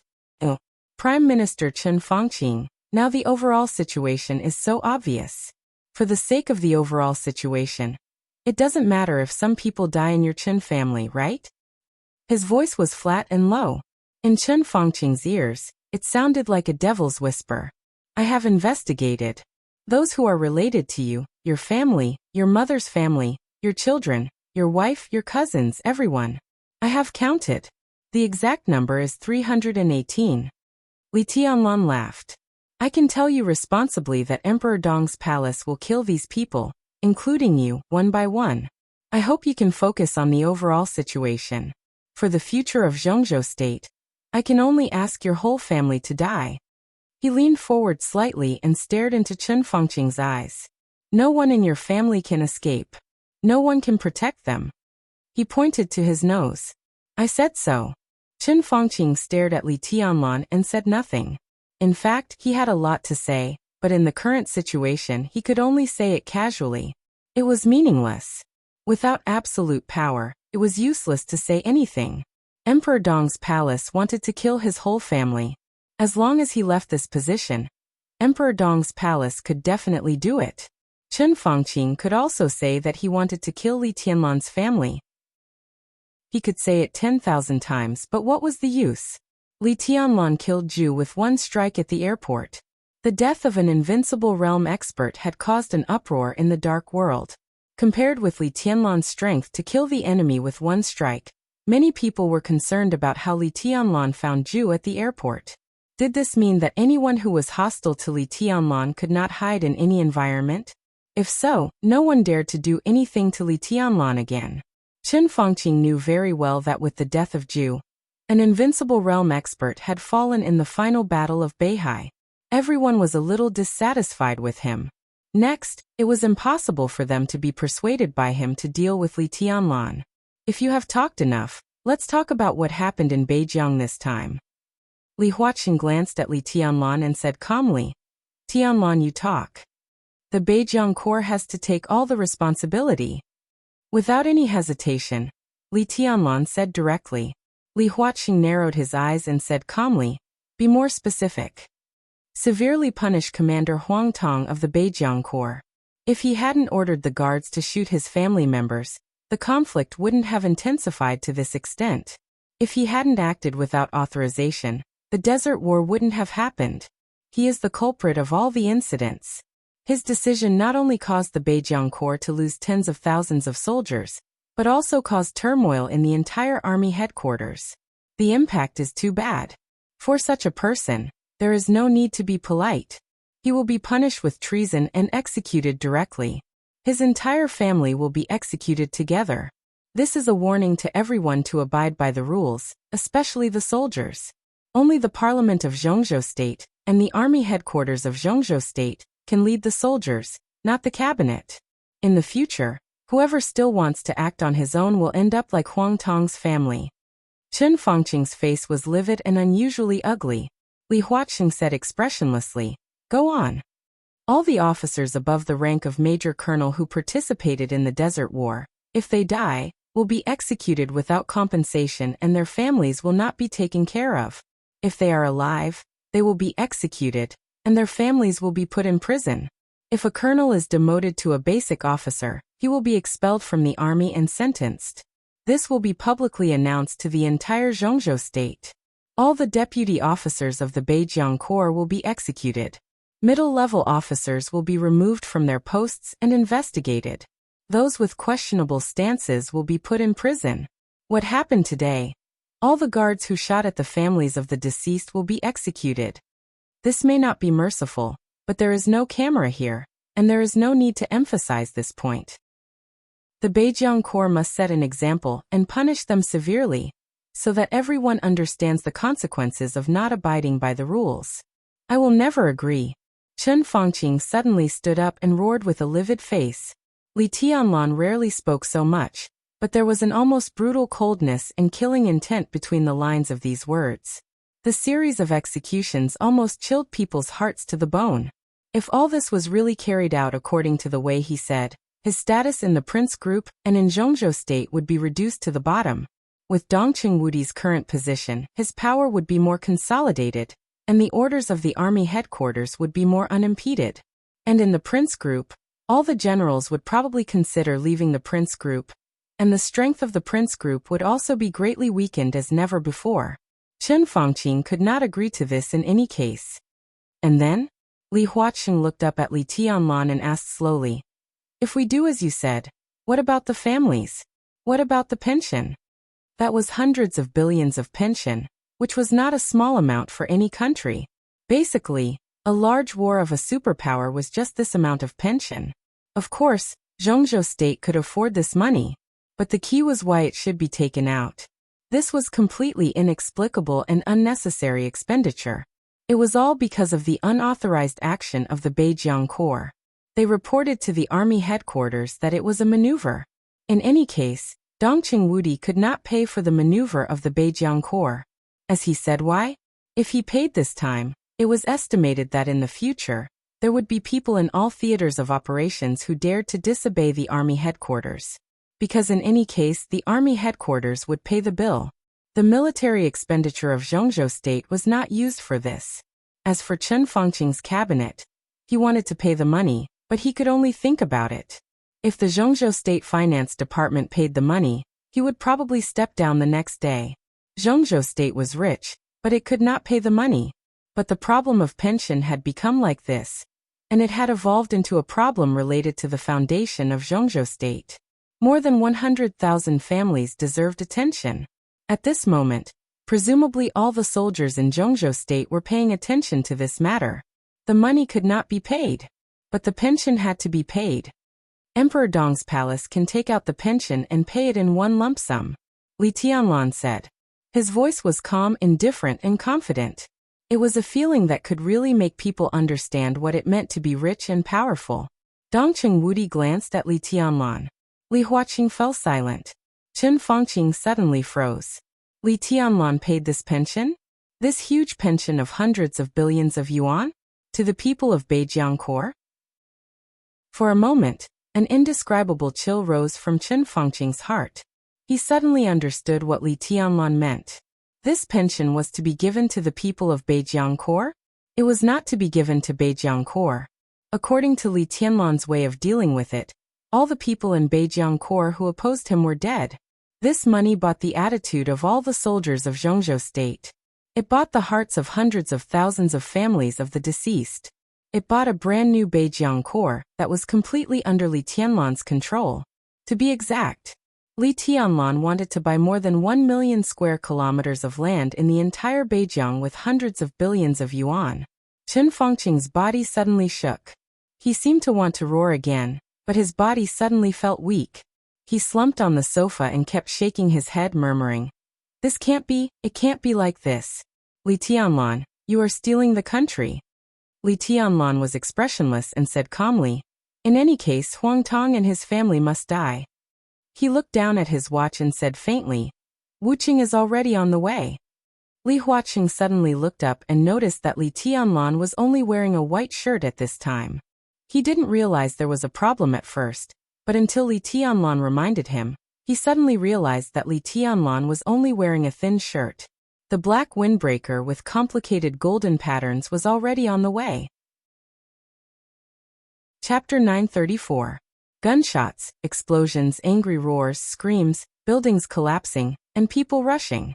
Countless voices reverberated in the huge study room, like a chaotic and complicated symphony. Blood was everywhere on the screen. Twisted, desperate, angry, and sad faces crossed each other. People kept falling, and bullets streaked across the screen from different directions. Suddenly, the guards' dormitory collapsed in a huge explosion. Thick smoke rose, and fire rose to the sky. The station was full of chaotic people, fighting, tearing, shooting, and murder. The endless blood stimulated people's hearts, and everyone almost lost their minds. The raging tide of people was destroying everything around them. Huang Tong sat on the sofa in a daze, watching the chaotic scene outside through the screen. His face was pale, but he had a perverted smile on his face. He kept muttering to himself, "Not enough. Not enough. Go to hell. All of you go to hell. Hee hee hee hee ha ha ha ha." Yang Xiaoqing stood beside Huang Tong, his eyes filled with pity. If the hellish tragedy in front of him was a drama, Huang Tong was undoubtedly one of the main characters in this drama. Someone was the director behind the scenes, pushing the main character to the front. With just a few orders, everything happened naturally. Huang Tong's laughter echoed in the study room, his voice getting sharper. Look at this old man, he was shot at least twice in the head. He died a horrible death. Ha! Why is this young woman rushing forward? She looks like she hasn't been married for long. She's very young. Did her husband die? Or did her brother die? I don't know if she has children. Oh, she's fallen. TSK. These people are really cruel. Blood, haha, there's blood. They stepped over her. Oh, she's still struggling. Dead. Stepped into meat paste. What a pity. I don't know if she has children. What a pity. There's another one over there. He's a student, right? He looks familiar. Why do I feel like I've seen him before? The family of a dead officer?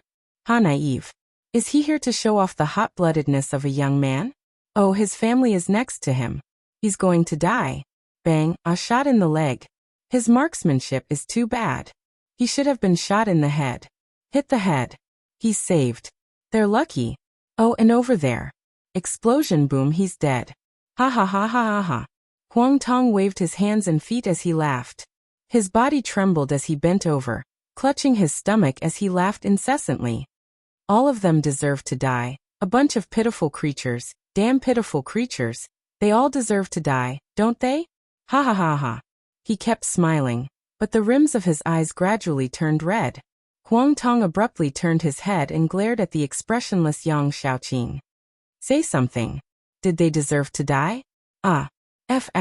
King, say something. Yang Xiaoqing silently looked at the crazed Huang Tong. You pity them. They are civilians of Zhongzhou State. They were civilians. I am a soldier, a military officer. I was the one who gave the order to shoot and kill the civilians of my own country. Huang Tong's eyes were bloodshot as he roared crazily. He panted heavily for a long time before he sat down on the sofa. He covered his face with both hands and sobbed. I'm a soldier. His voice trembled with undisguised regret and pain. Yang Xiaoqing was indifferent. This is a necessary sacrifice. Huang Tong abruptly raised his head, his blood-red eyes staring at Yang Xiaoqing. A necessary sacrifice. It was this sentence again.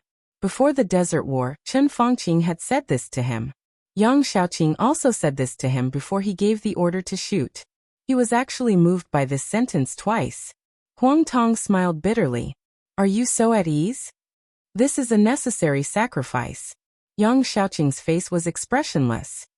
Besides, you gave the order to shoot them. Huang Tong gritted his teeth and closed his eyes in pain. He did give the order. Except for a few people involved, no one in Zhongzhou State could believe that Huang Tong would give such an order.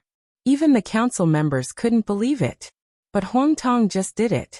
When the first bullet hit the family members, when it happened to the family members, everything was already irreversible. Without such an order, the family members would be dissatisfied, but as long as they could find a way, things could always be delayed until Zhongzhou State could come up with a proper solution. Although this was not the best plan, at least it could stabilize the situation. But a stable situation was not what Jiang Shan wanted. So under his instigation, Huang Tong gave the most insane order to shoot the family members. This was the last thing he needed to do. He would completely detonate the chaotic situation. When it was out of everyone's control, Jiang Shan would arrange for him and his family to leave Zhongzhou State. And everything in Beijiang would be completely taken over by Jiang Shan. Huang Tong had no choice. For such an order he would feel guilty, uneasy and afraid. But compared with that, he wanted to keep himself and his family alive. It's almost time. Yang Xiaoqing suddenly said, General, use heavy firepower. Huang Tong jumped up as if he was scared and subconsciously retorted, It's not the time yet. It's not up to you to decide.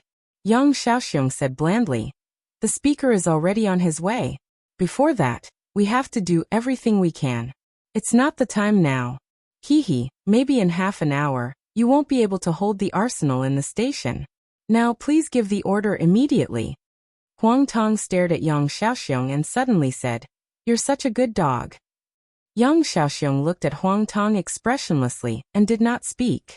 Huang Tong suddenly picked up the phone and dialed a number. There were a lot of heavy weapons in the arsenal of the army station. Once they were used, they could cause devastating damage to the current battle situation. Once this order was given, the situation would be completely out of control. This was undoubtedly what Jiang Shan wanted most. He was the speaker of Beijiang. No one would blame him if something happened to the army without warning. At this time, he must have gotten the full power to deal with this incident. Full power. It also meant that the more chaotic the situation was, the more power Jiang Shan had. The phone rang twice. A fierce and ferocious voice sounded. "General, it's me. What should I do?" "This is the last order. After it's done, come here immediately. We'll leave Zhongzhou State together. Now you let..." Whoosh! A soft voice suddenly rang out. Huang Tong opened his mouth and wanted to give the order. But when his lips opened and closed, he suddenly couldn't say a word. Countless warm liquids seemed to suddenly spurt out from his throat. He opened his mouth hard, but he couldn't make any sound. A hard-to-look-at light penetrated the villa of the commander of Beijiang army in an instant. The sharp light penetrated the window and tore Huang Tong's throat.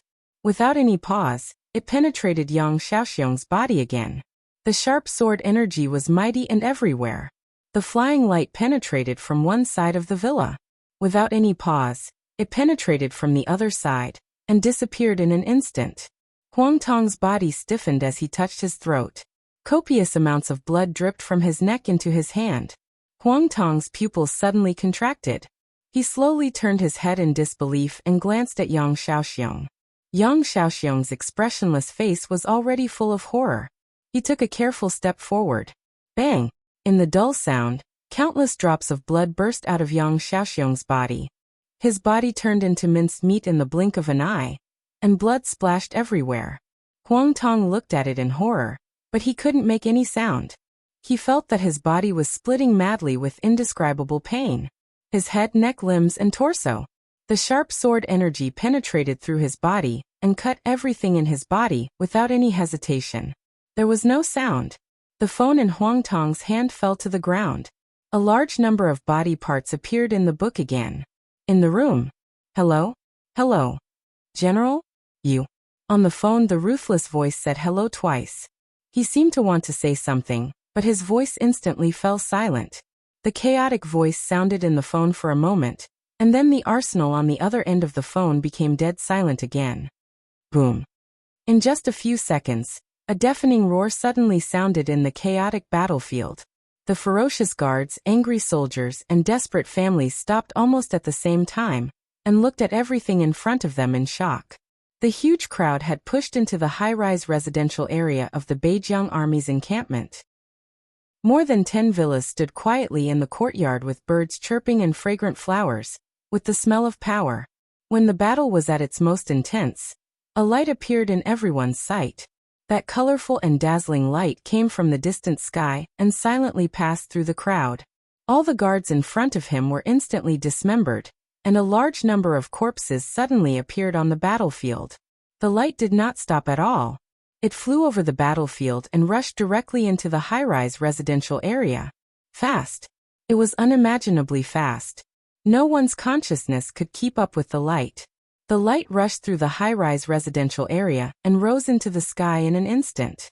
With an endless sharp colorful arc, it went straight into the sky and disappeared in an instant. Everyone stopped subconsciously. In the huge silence, the sudden roar was simply earth-shattering. In everyone's sight, the villas where the high-level officials of the army lived collapsed in an instant. Smoke and dust rose all over the sky. From beginning to end, every villa became a ruin. Zhongzhou State. Hidden Dragon Sea.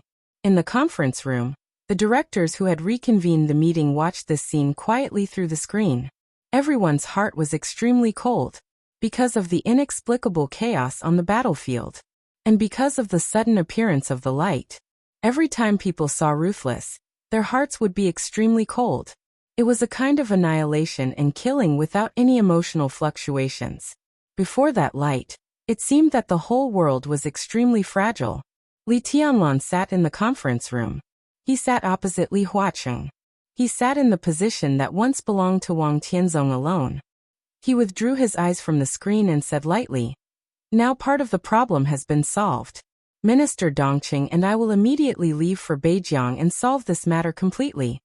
Li Huacheng was about to speak when there was a sudden commotion on the silent screen. Li Tianlan narrowed his eyes and raised his eyebrows slightly. The chaotic crowd was completely separated. On the screen, Jiang Shan, who was in a hurry with anger and anxiety, appeared on the screen under the protection of the crowd. Li Tianlan frowned and suddenly felt a little uneasy. Everyone's eyes were focused on the screen again. They watched Jiang Shan walk to the highest position on the battlefield on the screen. They watched him face all the soldiers and their families. They watched him bow to everyone. They watched him mercilessly denounce the crazy practices of Huang Tong and the Beijiang army. They watched him give a speech to calm people's hearts. Everything was going according to plan. It was steady and quiet. It looked like a natural performance. Jiang Shan's voice echoed in the whole conference room. It was powerful and firm. Please rest assured that the pension you are concerned about will be in place. Beijiang will take this matter as a top priority. They are all martyrs who sacrificed for the country. They should be taken care of by Zhongzhou State and Beijiang. I promise in my own name that the pension will be in place as soon as possible. His voice was low and firm. If Zhongzhou State can't give this money, then Beijiang will be fully responsible for it. I am the speaker of Beijiang. If Zhongzhou State doesn't give this money, I will give it to you. Everyone's expression suddenly changed. Li Tianlan suddenly stood up with a livid face. Chapter 935. At 3:00 in the afternoon, Li Tianlan followed Dongqing Wudi out of the conference room in the Hidden Dragon Sea in silence. The meeting was over, but the result was extremely strange. Jiang Shan took all the responsibilities. The parliament gave him full power, and this power was fully exerted in his hands. The chaos in the army station had completely subsided. People in Beijiang began to count the losses. The corpses of Huang Tong, Yang Shaoqing, and others were sorted out. In front of the corpses, Jiang Shan once again gave a long speech, summary, and promise. On behalf of Beijiang, he promised all the families that the Parliament of Beijiang would be responsible for the pension of the war dead, and provide various care for their families. Jiang Shan said a lot. From the beginning to the end, the council members almost watched the whole process. But neither Li Huaqing nor Li Tianlan said a word. When Jiang Shan's speech was over, the meeting in Yuzhou was also over. There was no way not to end it. Jiang Shan did all the things he should and shouldn't do, made all the promises, and took all the responsibilities. There was no more detailed and full power than this. When he finished, the council members found that they didn't even have to go to Beijiang. In fact, that was the case. Until Jiang Shan's speech was over, he cut off the communication with the parliament. Jiang Shan didn't mention letting the leaders of the parliament go to Beijiang, nor did he mention any financial subsidies in the situation to the parliament. It was a feeling of being really calculated. All the emotions were suppressed in his heart. From beginning to end, Li Tianlan's expression was extremely cold. Jiang Shan's move was a little sudden. Sitting in the car, the driver started the car, and Dongqing Wudi, who had been silent for a long time, finally spoke. No one can take away my things. Li Tianlan's voice was light, but his words seemed to be mixed with a gust of ice wind. My things. He put extra emphasis on these words. On the first night he walked out of the desert prison, or to be exact, when he was still sorting out the corpses of the members of Emperor Dong's palace in the desert, he had already valued Beijiang. It was about 1/6 of the area of Zhongzhou State.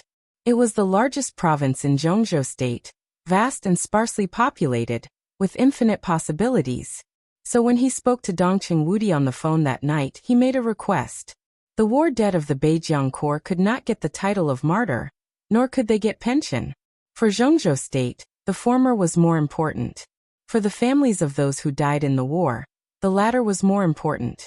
Moreover, the Beijiang Army Corps started the Desert War, but the report to the army headquarters was a maneuver. This was completely an act of its own initiative, involving hundreds of billions of compensation.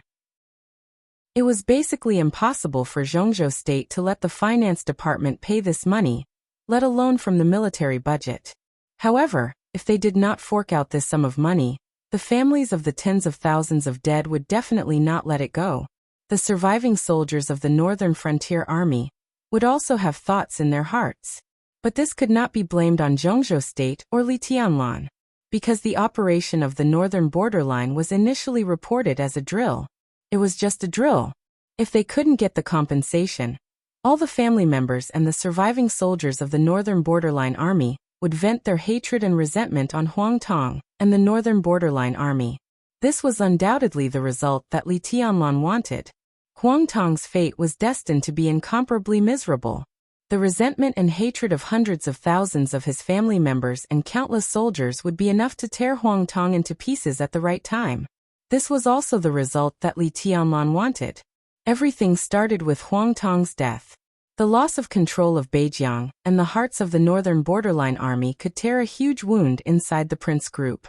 And when the situation became critical, Emperor Dong's palace would take the opportunity to solve the problem of Zhongzhou State's compensation. Although this astronomical figure was not small for the current Emperor Dong's palace, taking it out was far more than a serious blow. Huang Tong's death let countless people vent their resentment. Emperor Dong's palace did not care about the loss of the Desert War, and began to contribute money and manpower. Li Tianlan's purpose was very clear, which was to buy people's hearts. Once the money was in place, at least the Northern Borderline Army would be completely under the control of Emperor Dong's palace. After that, Emperor Dong's palace would continue to strengthen its control over Beijiang by a series of means. Just as Chen Fangqing said, when this sum of money was spent, with some other actions, Li Tianlan bought the entire Beijiang province with these hundreds of billions of yuan. At that time, the army headquarters of Zhongzhou State would still not become the martyr of the Northern Borderline Army. But after taking control of Beijiang, Li Tianlan would give the families of the war dead the treatment that the martyrs deserved, not the standards of Zhongzhou State, but the standards of Emperor Dong's palace. This would be extremely attractive. It was entirely possible that most of the hundreds of thousands of families of the war dead would stay in Beijiang and contribute to the future development of Beijiang. Stealing the country? Li Tianlan did not think so. But he had to admit that once this idea was realized, Beijiang would indeed be freer, more sensitive, and more powerful than it was now. Li Tianlan originally planned to start this plan after the decisive battle in Beijiang. Today's Emperor Dong's palace did not lack talents, nor did the giant group.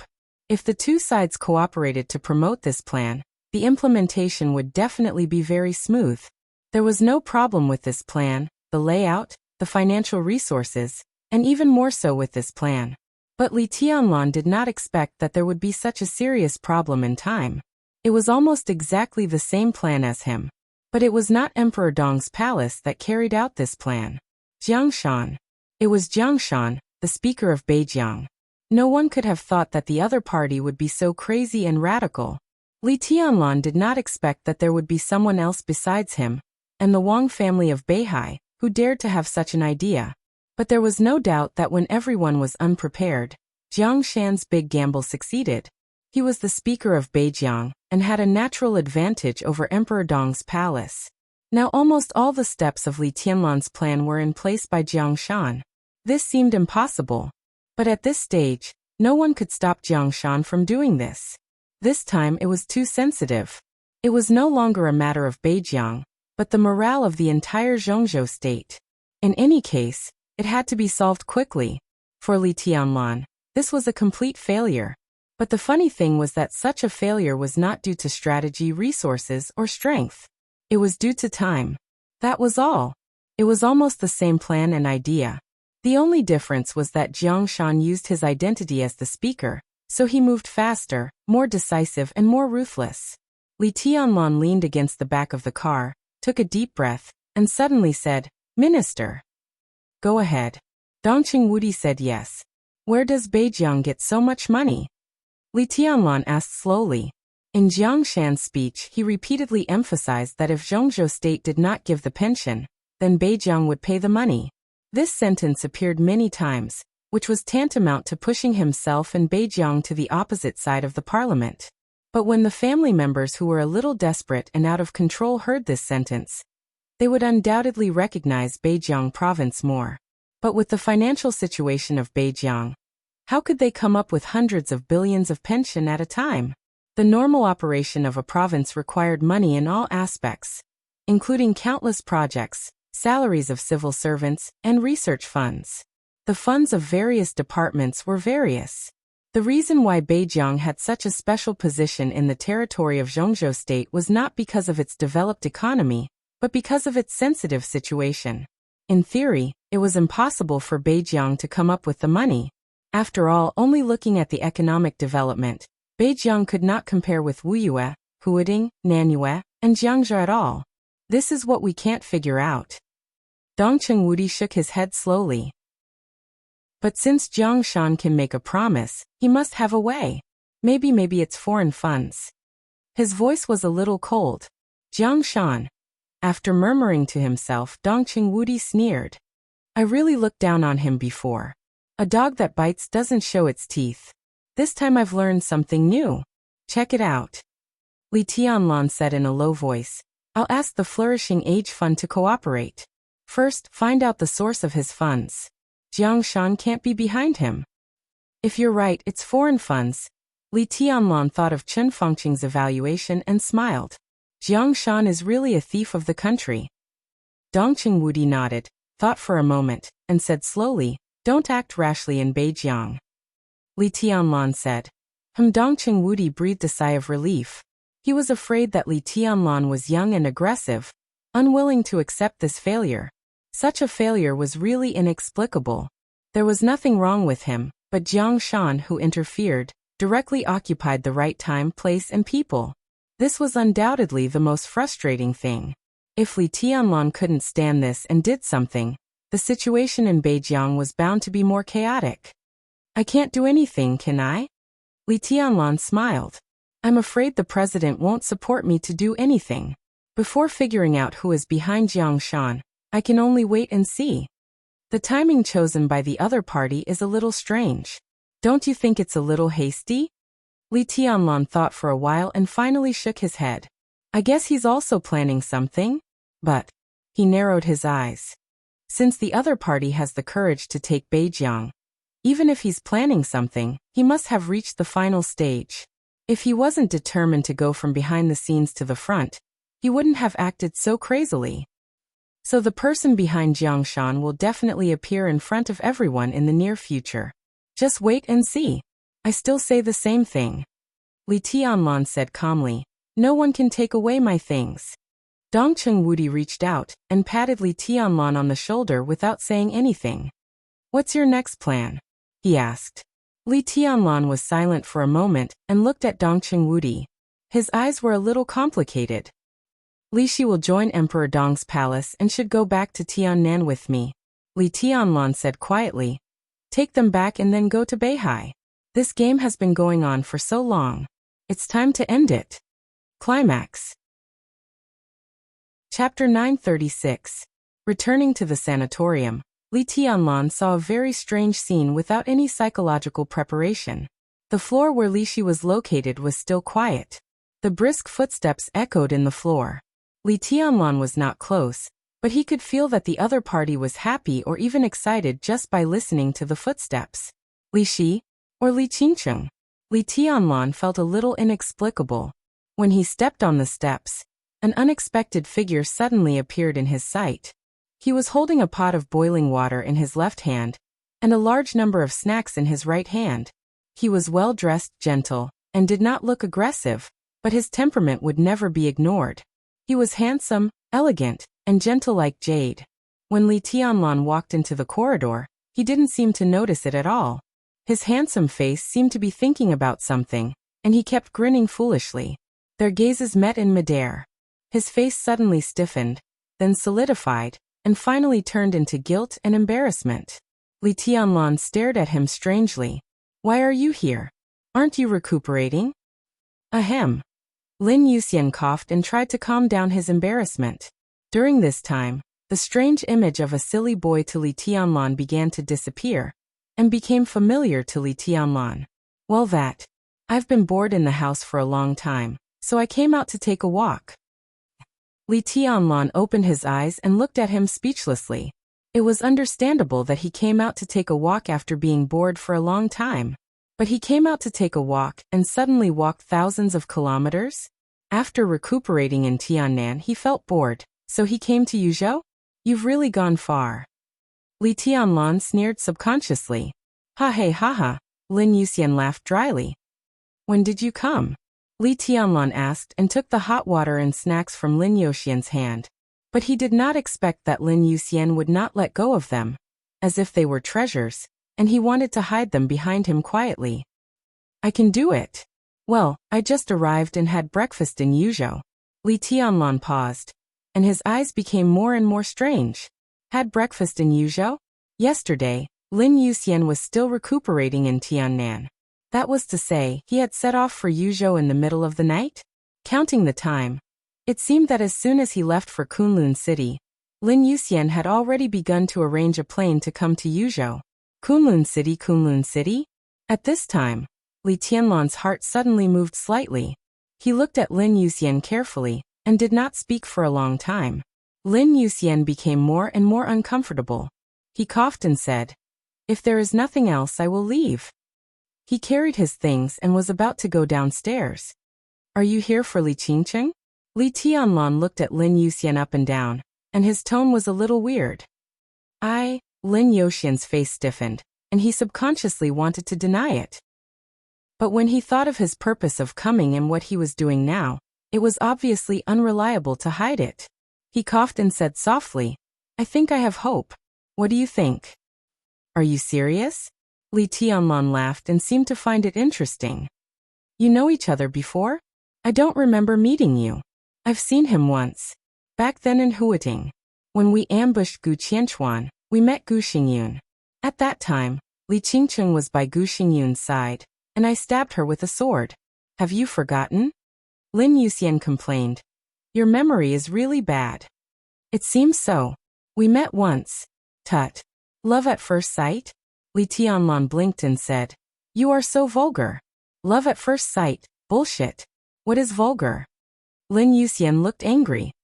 When you saw my sister, didn't you fall in love at first sight? Of course not. Li Tianlan said confidently. He seemed to think of his first meeting with Qin Weibai, and a smile gradually appeared at the corner of his mouth. At that time, your sister fell in love with me at first sight. Lin Yuxian gritted his teeth and said angrily, F*CKU. Young man, be careful what you say. Li Tianlan patted Lin Yuxian, who was older than him, and said earnestly, Isn't it my sister that you want to pursue now? A sister-in-law was also a sister. There was nothing wrong with it. Li Tianlan laughed and said, Qingqing also calls me brother-in-law. Yuxian call me brother-in-law. Yuxian, I will fully support you. Sister. Sister, your sister. Let's go. Lin Yuxian slapped Li Tianlan's palm angrily. After Qin Weibai became the Qin patriarch of the Lin clan, Lin Yuxian called her sister and Li Tianlan brother-in-law, but only once. It was more like a situation of recognition. After all, Lin Yuxian was 2 years older than Li Tianlan. But now, if he really pursued Li Qingqing, he would definitely call him brother-in-law in the future. This was his king brother-in-law. What kind of mess is this? Lin Yuxian shook his head in confusion, and turned to go downstairs. The ward is here. Where are you going? Li Tianlan was a little confused. Qingqing is taking Auntie downstairs for a breath of fresh air. Lin Yuxian said, I'm getting them some snacks. He raised the kettle in his hand and said, I can make a pot of tea. What a lackey. Li Tianlan praised sincerely, as if he had discovered Lin Yuxian's new attribute. When he was the heir of the Lin clan, he did not expose this attribute, nor when he served as the commander of the Nightmare Legion. But when he met Li Qingqing, this attribute was directly exposed, which was totally worth it. Get out, Lin Yuxian glared. I can't help it even if I want to get out. I also want to go over and talk to them. Li Tianlan went downstairs slowly and said, You have to be careful. My relationship with them is much better than their relationship with you. Tut, you stabbed them with a sword at that time. What a sin. With that sword, you can't lick them back even if you lick them for a year. F*CK, if I hadn't helped you that year, help me stab Li Qingqing with a sword? Are you crazy? I made a mistake. That sword was aimed at Gu Xingyun. That's a good excuse. Lin Yuxian was so angry that he couldn't speak. After a moment of silence, his face suddenly changed slightly, revealing a smile. I heard that Li Shi is going to join Emperor Dong's palace? Will Qingcheng also go to Tiannan in the future? Do you really plan to fight a protracted war? Lick them until the end, and you will have everything. Don't you have nothing? If you talk like this, we really can't be brothers. Who is your brother? I am your brother-in-law. The two went all the way downstairs and walked into the garden behind the inpatient building. A small pavilion was located in the middle of the garden. The cold winter wind blew over and refreshed the mind. Li Tianlan completely saw the way of survival and strong desire to survive of a liquor. Lin Yuxian carried things all the way and trotted into the pavilion. His smile was bright. He opened the snacks and arranged the tea set. He almost called her aunt, and his voice was unbelievably eager. Li Shi obviously noticed something. She looked at Lin Yuxian thoughtfully, and her smile was somewhat meaningful. Li Qingqing opened a bottle of yogurt and sipped it. Her clear eyes fell on Lin Yuxian, and listened to him chatting with her mother. You are still injured. Why do you run so fast? Li Tianlan walked into the pavilion. Sarcasm was sarcasm, but he did not hesitate to help. It's just a minor injury. It doesn't matter. It's cold. This tea tastes good when it is freshly brewed. Lin Yuxian smiled and coughed. Li Shi took a deep look at Lin Yuxian, and her eyes shifted from him to Li Tianlan. Li Shi had put down the yogurt and stood up subconsciously, a little reserved. All the way from Kunlun City to Yuzhou, the taciturn Li Tianlan had left a deep impression on her. The majestic and seemingly limitless sword energy pushed her all the way over mountains and rivers, and the whole world seemed to be under his feet. She stood there a little nervously, and her heart was full of awe. Her fingers seemed to be gently touched and pinched. Li Qingqing turned her head subconsciously and looked at Lin Yuxian curiously. Lin Yuxian handed over a small bag of beautifully packaged snacks. His voice was calm and gentle. This is delicious. Try it. Thank you. Li Shi looked at Li Tianlan silently. After a long time, she spoke softly. You're welcome. Li Tianlan waved his hand. In the future, Kunlun City will not threaten you. Li Qingqing, who had been pulled to sit down by Lin Yuxian, stood up again. She looked at Li Tianlan, and her eyes were a little evasive. She hesitated and said, How is he? She was not reluctant to leave Kunlun City. But no matter what, however, in terms of blood relationship, Gu Xingyun was her biological father. If not, when Lin Yuxian stabbed Gu Xingyun with his sword, she would not have subconsciously stood in front of Gu Xingyun to protect him. He is not dead yet, Li Tianlan said calmly. But from now on, Kunlun City should slowly disappear, and the living space of the Gu family in Zhongzhou State will also be compressed. Li Qingqing was lost in thought and silent. Li Shi pulled her daughter's hand, looked at Li Tianlan, and whispered, The poison in Qingqing's body. What poison? Li Qingqing was stunned. Li Shi hesitated and did not speak. Li Tianlan glanced at her. I didn't ask Gu Xingyun for the antidote. In fact, in the situation at that time, even if I asked, Gu Xingyun would not give it. In his heart, since he was finished, it might be the best for you to die with him. He shook his head and laughed sarcastically. But this is not a problem. Today you rest for a day. Tomorrow, I will ask Yuxian to take you to Tiannan. You can go to Little Bai. Qingqing can go to Yudonglai and Elder Yu. They will help you solve the problem of the poison and spiritual suggestion. That poison is very troublesome. Li Shi frowned. That kind of neurotoxin was almost the only way Kunlun City used to control men of sacrifice and some special people. Of course, Li Shi also knew Yudonglai, the poison doctor active in the era of Li Honghe. She even met him often when she was in the Li family. But no matter how powerful Yudonglai was, how could he develop the antidote in a short time? If the poison in Kunlun City was so easy to remove, then such a poison would not have the significance of controlling men of sacrifice. I know, Li Tianlan said. Don't worry, Elder Yu has a way. Suddenly a phone rang. Lin Yuxian took out his mobile phone, raised his eyebrows, and connected it at the first time. Dad. He is with me. Yes, oh okay. Lin Yuxian said a few words and handed the phone to Li Tianlan. It's my dad's phone. He said he couldn't get in touch with you, so he called me. He wants to meet you. After a pause, Lin Yuxian said, To say goodbye. Climax. Chapter 937. When Li Tianlan arrived at the airport, it was less than 40 minutes before Lin Fengting's plane took off. His decision to leave Zhongzhou State was sudden, but Li Tianlan and Emperor Dong's palace were not the same as before. After absorbing the intelligence channels of Samsara Palace, Li Tianlan already knew the reason why he wanted to leave Zhongzhou State on the way here. In the afternoon, the airport was noisy and lively. Li Tianlan went all the way to the VIP area and saw Lin Fengting drinking coffee and waiting for the plane to take off in a quiet cafe. Lin Fengting also saw him and waved his hand with a smile. Li Tianlan walked over and sat down. He took the menu from Lin Fengting and ordered a cup of coffee. I decided to leave at the last minute and was in a hurry, so I had to trouble you to come here. Otherwise, I actually planned to go to the sanatorium to see Li Shi. How is she? Lin Fengting said with a smile. His words were very polite. The identity of an elder was actually a little vague between them. Lin Fengting was modest and did not value this identity very much.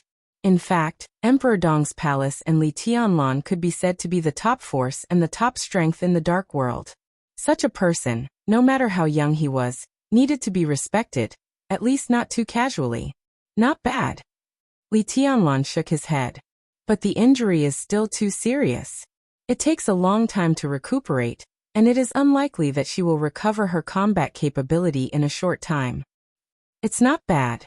Lin Fengting was a little emotional. Li Shi. He shook his head. The two were friends many years ago. If there were not so many things later, their friendship should be very good now.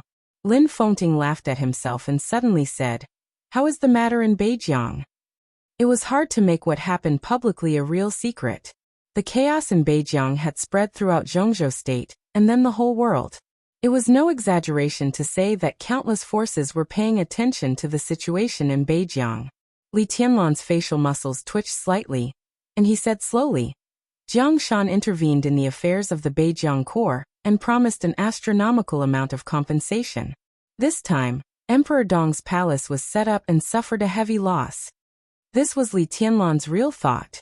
It could be said that he was determined to win everything in Beijiang. If the chaos in Beijiang had not happened today, then after the final battle in Beijiang, Li Tianlan would have detonated everything with his own hands and pushed the whole thing to the situation he wanted. The entire northern frontier was an important part of his empire's territory. The vast area meant a large number of secret bases. The tough folk customs meant a steady stream of combatants. The extremely rich mineral resources in Beijiang could be turned into economic resources that could be slowly developed. The farming area ranked first in Zhongzhou State meant that Li Tianlan could rely on Beijiang to solve the problem of insufficient farming area in Tiannan and focus on the development of the tertiary industry. With the participation of the Flourishing Age Fund, Emperor Dong's palace had no shortcomings in a short time.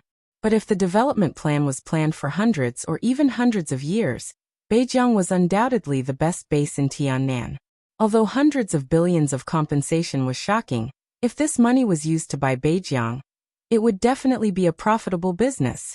It was such a great opportunity, but it was ruined because of time.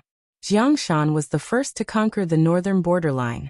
It was like taking a piece of flesh out of Li Tianlan's heart. It was not an exaggeration to say that it was a heavy loss. Jiang Shan. Lin Fengting was a little surprised but also a little relieved.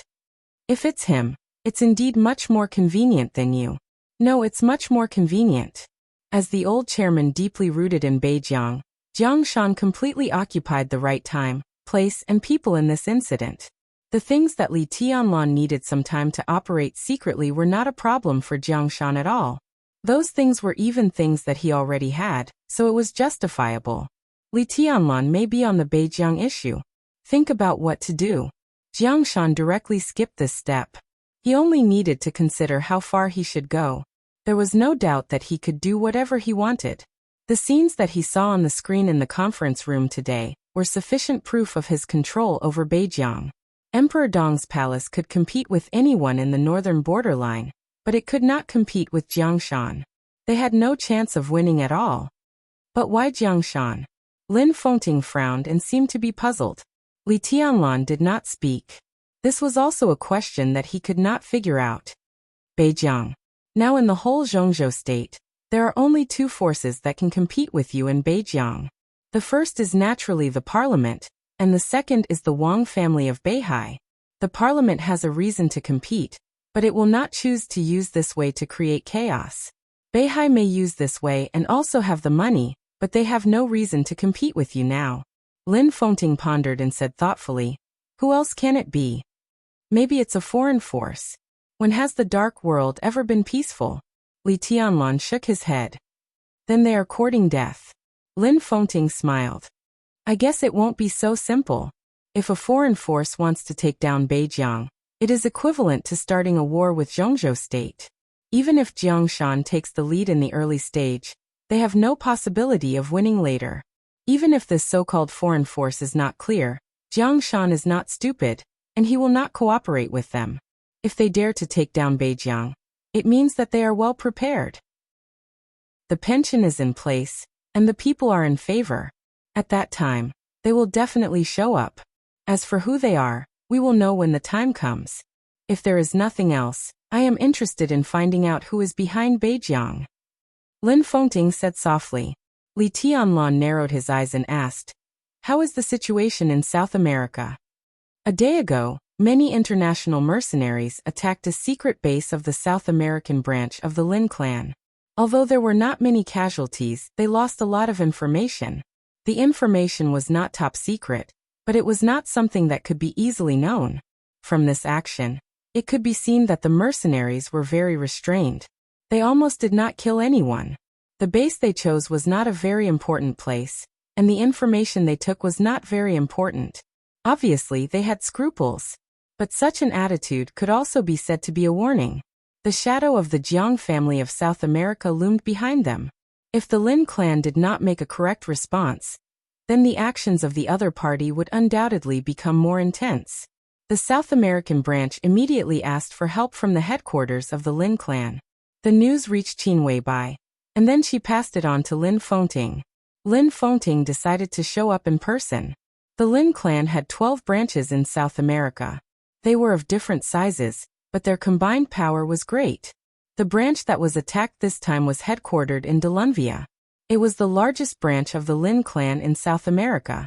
Its comprehensive strength could be regarded as first class even in the whole of South America.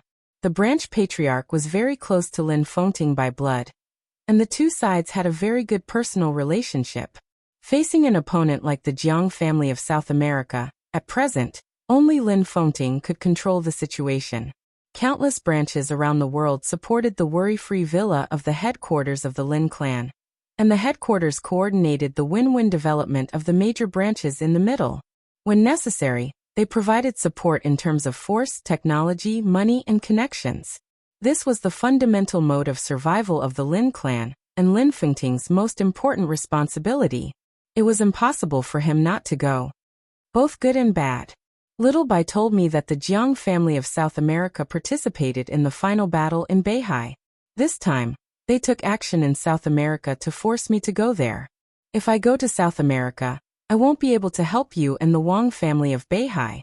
The other side is conspiring openly. They don't want to be enemies with me, so they might as well have some conflicts in South America first. If I go, this conflict will be a small one. If I don't go, this conflict will be a big one. Lin Fengting's voice was a little cold. Some time ago, when the Jiang family of South America was ready to make trouble, Little Bai asked Horsewoman to go to South America and warn Jiang Guochu face to face. At that time, Jiang Guochu's attitude was still acceptable, and he calmed down a lot. This time, I want to see who gave him the courage to touch the Lin clan. If you need any help, just tell me. Well, Wuxia is now in the northern borderline. He subconsciously shook his head, somewhat self-deprecatingly. Wuxia did kill all the high-level members of the northern borderline corps, and stabilized the situation. But now who would thank him? He asked Wuxia to kill people, which seemed to be a preparation for Jiangshan to take over the northern borderline. Even if he forced himself to pay the compensation amount now, people in the northern borderline would think that it was Jiangshan's operation. The unwillingness in his heart surged out again. He had been miserable since he entered the secular world, but he had never failed. Therefore, he was particularly uncomfortable with this feeling. He shook his head hard, suppressed his inner emotions and said slowly, Wuqing can go to South America. He is on his way back now. Uncle Lin, with Wuqing in your hand, it's enough to destroy the entire Jiang family of South America. I'm going to solve the problem, not to kill. Lin Fengting didn't know whether to laugh or cry. Your killing intent is too strong. From a practical point of view, suddenly destroying the Jiang family of South America is not a good thing for the branch of the Lin clan in South America. I can go there myself. I don't need Wuqing. Li Tianlan nodded and looked at Lin Fengting with some doubts. In fact, he was a little unclear about the meaning of this meeting. But in any case, it was obviously impossible to say a simple farewell. Lin Fengting could leave Zhongzhou State and just make a phone call. But at this time he specifically asked to meet him. How could there be no business? Li Tianlan didn't know what business it was, but after thinking about it, the most impossible thing that Lin Fengting needed help became the only possibility. Proposing to let Wuqing go to South America was the strongest help Li Tianlan could offer at this time. Even more useful than going there himself. Lin Fengting didn't need it, so what did he want to do at this meeting? I came here today to talk to you about Wuqing. Lin Fengting said softly. Go ahead. Li Tianlan kept quiet and nodded. Lin Fengting was silent for a while, as if considering the wording. After a while he said slowly, You should have some understanding of the nature of Wuqing, right? Murderous weapon? Li Tianlan frowned. You can say that, but the most accurate way is not like this. The nature of Wuqing is not a murderous weapon. To be exact, the nature of a murderous weapon is Wuqing. Lin Fengting pushed a folder with information in front of him in front of Li Tianlan. Li Tianlan thought for a while and said quietly, Li Guangtu once told me that Wuqing is the human emperor. Yes and no. Lin Fengting said slowly. Wuqing is a whole of many murderous weapons, not a combination. They should be a whole. You mean, in addition to the 12 murderous weapons we are now familiar with, there are many murderous weapons that form the current Wuqing? Lin Fengting was slightly stunned. He naturally knew the origin of Wuqing, but he didn't know how to explain it to Li Tianlan. Dongqing Huangtu couldn't explain it, and it was difficult for Wuqing to explain it.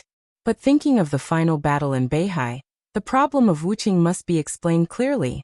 He was silent for a while, then simply bypassed the question of Wuqing's origin and said with a smile, Look at the information first. I copied it from the Lin clan's database. Li Tianlan glanced at him and opened the folder. He pulled out the neatly arranged information. On the first page of the information, there was a simple line of words, like a brief introduction to the information. The origin of murderous weapons. Chapter 938. The origin of murderous weapons. Li Tianlan's eyes fell on these words. After about half a minute he slowly opened the document in his hand. The information was densely packed with words, as well as a large number of pictures. The first picture that appeared on the first page was an extremely menacing-looking metal armor. Saint's robe. Li Tianlan said quietly. This was a historical term, and it was a world-famous historical term. Although Li Tianlan knew it was a suit of armor, it was the first time he had seen the saint's garment. Li Tianlan shook his head. I didn't expect the saint's garment to look like this. This is the original form of the saint's robe. Lin Fengting said calmly. It can transform into any form. Saber, spear, weapon, cloak, anything. Throughout the history of the Wang family of Beihai, the saint's clothes could be said to be one of their most important foundations. Do you know where it came from? Lin Fengting asked. I've heard about it from Grandpa. Li Tianlan said. The saint's garment was the strongest individual combat capability the Wang family of Beihai had encountered before it reached the peak.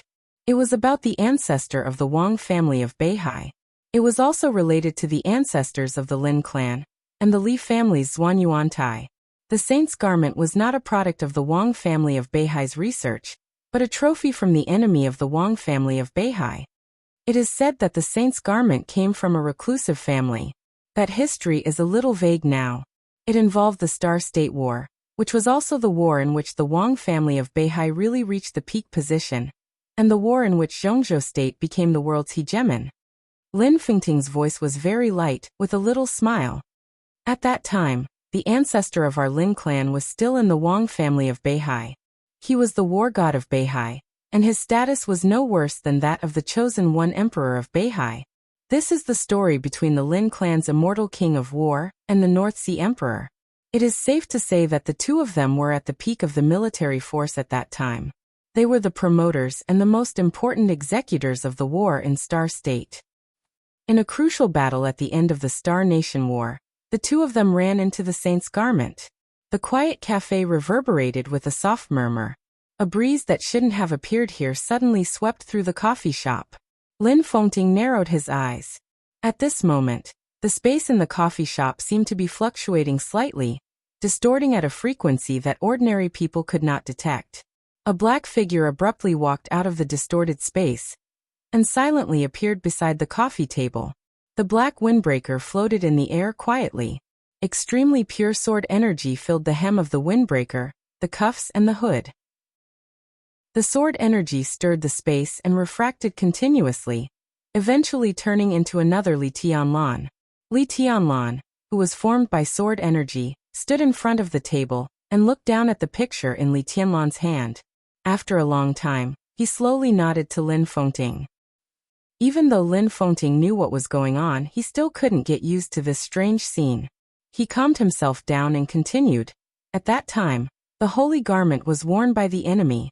Although the enemy was one of the most powerful beings of that era, he couldn't possibly be a match for either the emperor or the god king of war in a one-on-one fight. The two Li Tianlans listened quietly.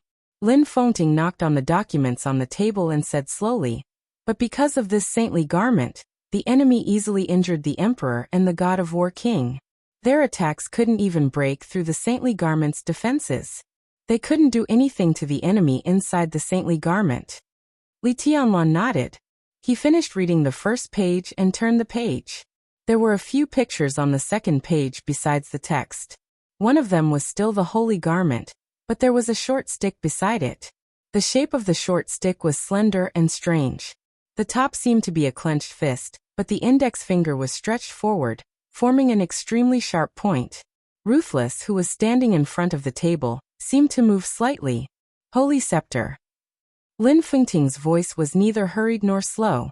In that decisive battle, it was this thing that broke through the defense of the saint's robe with a single blow and directly killed the enemy inside the saint's robe.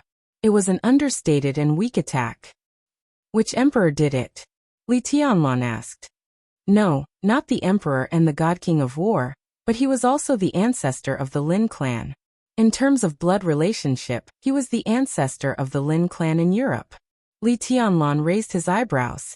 The Lin clan had branches all over the world, but the branch in Europe was the strongest in terms of comprehensive strength. In fact, it wasn't the ancestor who broke the holy garment, but the holy scepter. The scepter and the holy garment were one. When the two came into contact in the battle, they formed a very special energy resonance. The two forces of the same origin accommodated each other. Just one blow directly penetrated the enemy inside the holy garment. After the death of the top expert of the hidden family, the War of Star State soon won a comprehensive victory. Since then, the Wang family of Beihai and Zhongzhou State both reached their own peak. Ruthless didn't speak. Li Tianlan didn't speak either. Only Lin Fengting's voice echoed clearly. After the war, the ancestors of the Wang family of Beihai had a strong interest in the energy of the saint's garment and the saint's scepter. The information left by the hidden family mentioned that the two came from the same magical metal. And it's only a very small part of that piece of metal. Beihai used many methods to contact and analyze that energy. In the end, many scientists confirmed that the energy of the saint's garment and saint's scepter is a new type of energy that has never been seen before. Beihai analyzed the new energy in detail and made a lot of models. During this period, Beihai began to look for the whereabouts of the magical metal. This process lasted about 2 years. A team of scientists in Beihai perfected the model of the new energy after combining a lot of information, and finally came up with a very amazing theory. This was the perpetual energy that had appeared in history. The scientists believed that when there was enough of this special energy that had never been seen before, The new energy could produce a real inexhaustible power. This power could form unimaginably huge destructive power, but it could also promote unimaginably huge affairs. The power of the new energy could be cycled repeatedly, and there was almost no loss in the process. Lin Fengting shook his head and said in a sentimental tone, "This kind of theory is an irresistible temptation for any force." When it was proved that this theory not only existed on paper, but could even be realized, the ancestor of the Wang family of Beihai launched an expedition to the Western Land and put forward the Savior Plan. The Savior Plan? Li Tianlan was a little confused. This term didn't appear in history. In fact, it was more appropriate to call it the Terminator Plan. That was the greatest ambition and madness of that heavenly son. The headquarters of the hidden family with the magical metal was somewhere in the Western Land. It took nearly 5 years to find the headquarters of that family. 5 years later, Beihai finally determined the headquarters of the hidden family. At the same time, the Savior Plan began to be officially implemented. The so-called Savior Plan was that the Heavenly Son intended to use all the energy of the complete magical metal to build a new Mount Dibbing. In other words, it was a floating space city with a perfect weapon system and defense system. The floating power, firepower, and defense system of the floating space city could all be supported by an inexhaustible power. The powerful power could make the floating space city reach an incredible speed. Now it seems, Lin Fengting laughed. According to the current understanding, the idea of the floating space city was to gather dozens or hundreds of murderous weapons together to form a weapon system that could continuously fire every minute and second without worrying about energy storage. At the same time, it made an invincible energy shield that could surround a city by gathering the energy of countless murderous weapons. Finally, with the powerful energy power as the engine, the floating space city could float in the sky forever. Once this idea became a reality, the floating space city could appear in any corner of the world at any time and anywhere.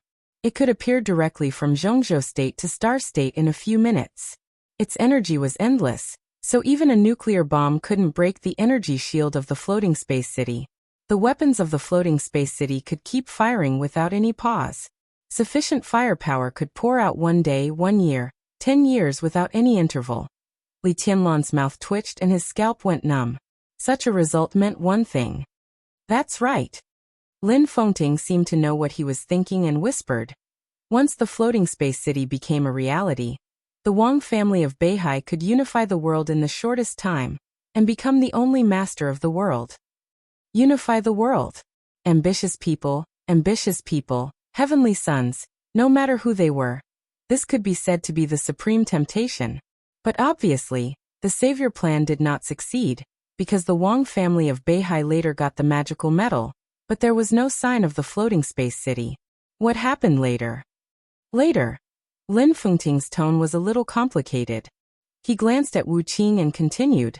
Later, the ancestor of Beihai entered the headquarters of the hidden family and saw that piece of metal. Although he knew before that the metal was a strange energy and living body, he did not expect it to have such high intelligence. This might sound contradictory, but in fact it was not contradictory at all. Life and wisdom could never be equated. Beasts and plants all had life, but few people would say that beasts and plants would have enough wisdom. They mostly had instincts. But obviously, that piece of metal was not like that. It's almost history repeating itself. Lin Fengting smiled. The heavenly son of Beihai was seriously injured by that piece of metal almost at once. He was seriously injured and almost died on the spot. As for the reason, it was because he was wearing the saint's garment. That piece of metal had an irresistible suppression on the saint's garment.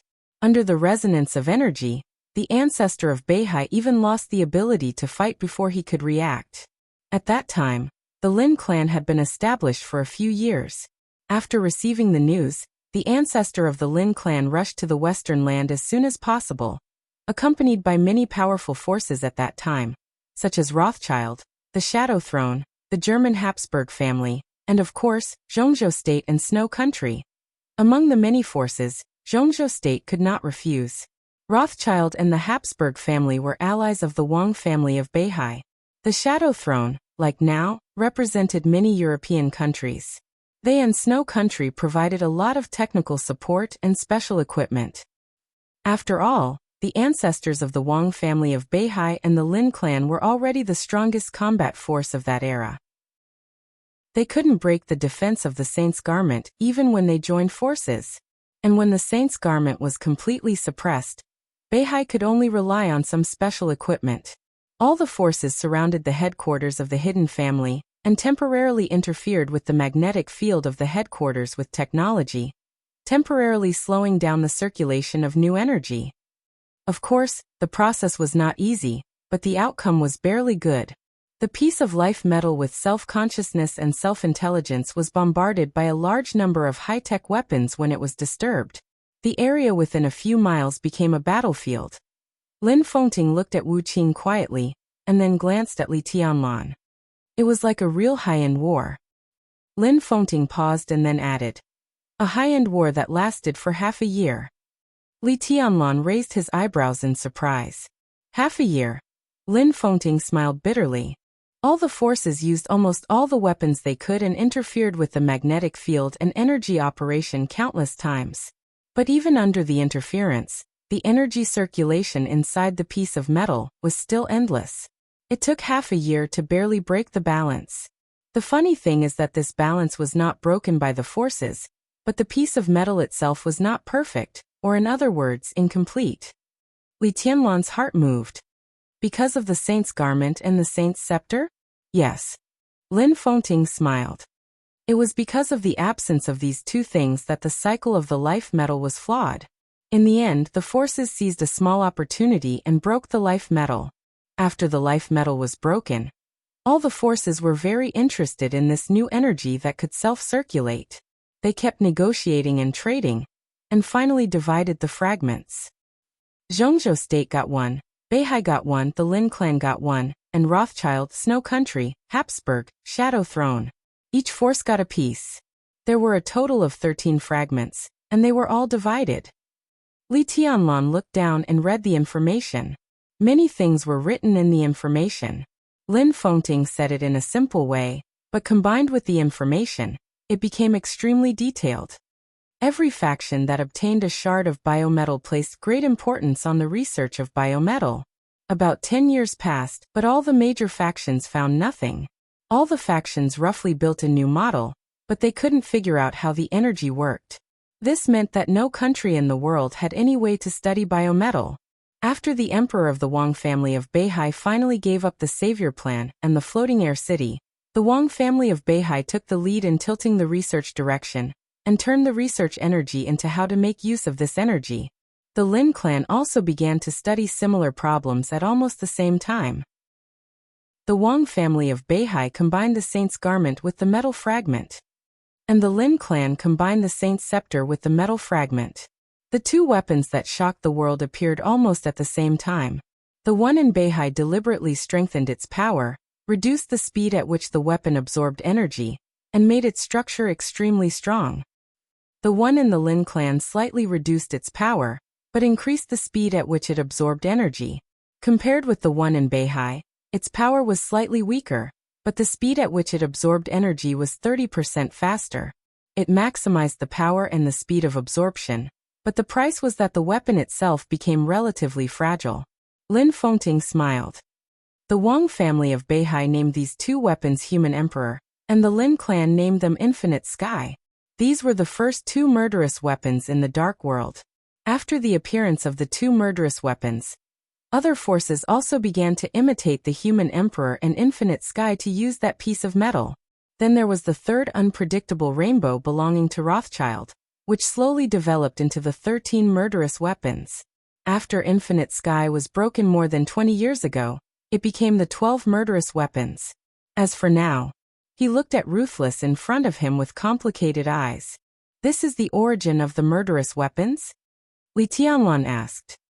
Yes, the 13 murderous weapons appeared one after another. Under normal circumstances, the matter of the life metal should be over. Lin Fengting's eyes were a little vague. Until the second piece of life metal appeared. Chapter 939. Li Tianlan subconsciously sat up straight. If he had some understanding of the story Lin Fengting told before, then the last sentence undoubtedly touched the blind spot of his knowledge. There was only one piece of life metal, and all murderous weapons came from that piece of life metal. This was something all the forces in the dark world knew. Where did the second piece come from? If there was a second piece, why hadn't it appeared for so many years? Where is the second piece of life metal? Li Tianlan asked directly. To be precise, it's not the second piece. It's the other half. Lin Fengting smiled. I've said it before. That piece of metal has extraordinary intelligence. We can completely treat it as another kind of life. Having intelligence means that it's afraid of being destroyed.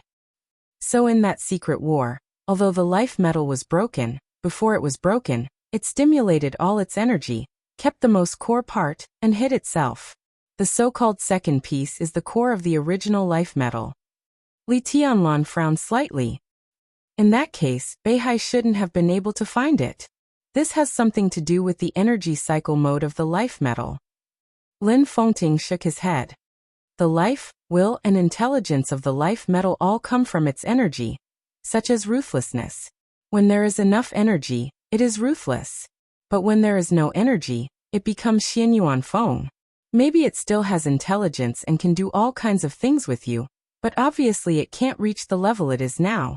When the life metal was broken, its will was basically broken. Although the core was hidden, there was little energy left. It needed to hide, recuperate, and slowly absorb energy. But because the metal was not complete, it was only a core. So when there was enough energy, its consciousness also became incomplete. From the perspective of human biology, this is equivalent to amnesia. But from the perspective of the life metal, under the energy cycle of the life metal with only one core, it should produce a new, somewhat ignorant new consciousness. When this consciousness becomes clear, its instincts can overcome almost everything. Lin Fengting said slowly. It desires a complete instinct. Li Tianlan narrowed his eyes. So it went to Beihai by itself? Yes. Lin Fengting nodded. At that time, the ancestors of the Lin clan were guests at the North Sea, and the aura of the human sovereign and the endless sky attracted it to the North Sea. But that battle didn't cause much movement, and the new consciousness of the vital metal could barely complete its own cycle. So at that time, the two ancestors of the Lin clan and the North Sea joined hands and easily cut the core of the vital metal again. Lin Fengting paused and suddenly asked, "Do you know why the Wang family of Beihai gave up the savior plan?" Li Tianlan froze for a moment and said thoughtfully, "Is it because the energy needed by a piece of vital metal found in Beihai can't really perfectly circulate forever? No, one piece of life metal is actually enough. In theory, it can already create a cycle of energy that doesn't need to be exhausted. It's just that Earth's environment isn't good." His smile was a little strange. All countries are developing the aerospace industry, looking for the so-called life in outer space. There are all kinds of speculations about aliens. The source of the vital metal is meteorites from outer space. From this point of view, the vital metal is a real alien. It can't be regarded as a human, but it is indeed an outer space life with life and intelligence. At present, there is no evidence that the vital metal is an outer space race, but its living conditions are obviously different from those of humans. The environment on Earth is obviously not its cup of tea. It doesn't need water or oxygen. Years of research show that it seems to need a very special kind of cosmic radiation. Only in that state of radiation, its energy cycle is infinitely close to eternal. On Earth, if the savior plan is really launched, the vital metal can indeed run for a period of time when its energy is full, but soon the energy will be overdrawn, and it will fall into an energy storage period of at least 100 years. Without that kind of cosmic radiation, such a plan is not feasible. Li Tianlan suddenly laughed. That is to say, if there is something like a spaceship, the vital metal can be used as the engine of the spaceship. Probably. No one deliberately pays attention to this. Spaceship, this thing. What can it do if it's an engine? Our current technology is far from meeting the requirements, and no one is willing to banish the vital metal to space again. Li Tianlan nodded and said yes. Compared with the illusory outer space world, the power in the hands was undoubtedly more real. And then? And then, Lin Fengting whispered. Because the battle caused by the core was very small, no one except Beihai and the Lin clan knew the existence of the core. At that time, the ancestors of Beihai and the Lin clan decided to make the core of the vital metal the core of the two clans. The two clans used a lot of secret techniques to completely decompose the metal core, so that it could form a new consciousness. Before the new consciousness was born, the two clans simulated the theoretical energy of cosmic radiation and activated the metal core to a certain extent. Activated? Li Tianlan asked in reply. The specific situation is recorded in the information. To put it simply, they changed part of its nature, turning it into something similar to an energy body. Then they used special means to build a secret base specifically to maintain its existence. Li Tianlan's mouth twitched. Now it seemed that he was really listening to a story. After the preliminary work was completed, to be completely safe, the two clans divided the metal core into two. One half was left in Beihai, and the other half was brought back to the Lin clan. In this way, even if the new consciousness had an accident in the future, the two clans could control it with their own strength. Li Tianlan understood now. So you mean even now, the Lin clan and Beihai still control the core of the vital metal? That's the foundation, not the control. But it has always been in Beihai and the Lin clan. The core was divided into two. The ancestor of Beihai named his part Wuxia, and the ancestor of the Lin clan named it Worryless. The meaning is very simple. With these two things, Beihai and the Lin clan will always be carefree. Worryless. Ruthless. Li Tianlan was silent for a long time before he turned to look at Ruthless sitting next to him. Look at your two peers. He couldn't help but say. Compared with them, your name is a bit too lousy, isn't it? Lin Fengting. Ruthless turned his head in a daze and looked at Li Tianlan silently. The extremely condensed sword energy under the trench coat began to dissipate little by little. The face that was exactly the same as Li Tianlan's became blurred. The trench coat softened little by little. Finally, it rested on Li Tianlan's arm and began to play dead weakly. If it's possible. Li Tianlan pinched the trench coat on his arm, hesitated for a moment, and said, I want to see the Worryless of the Lin clan.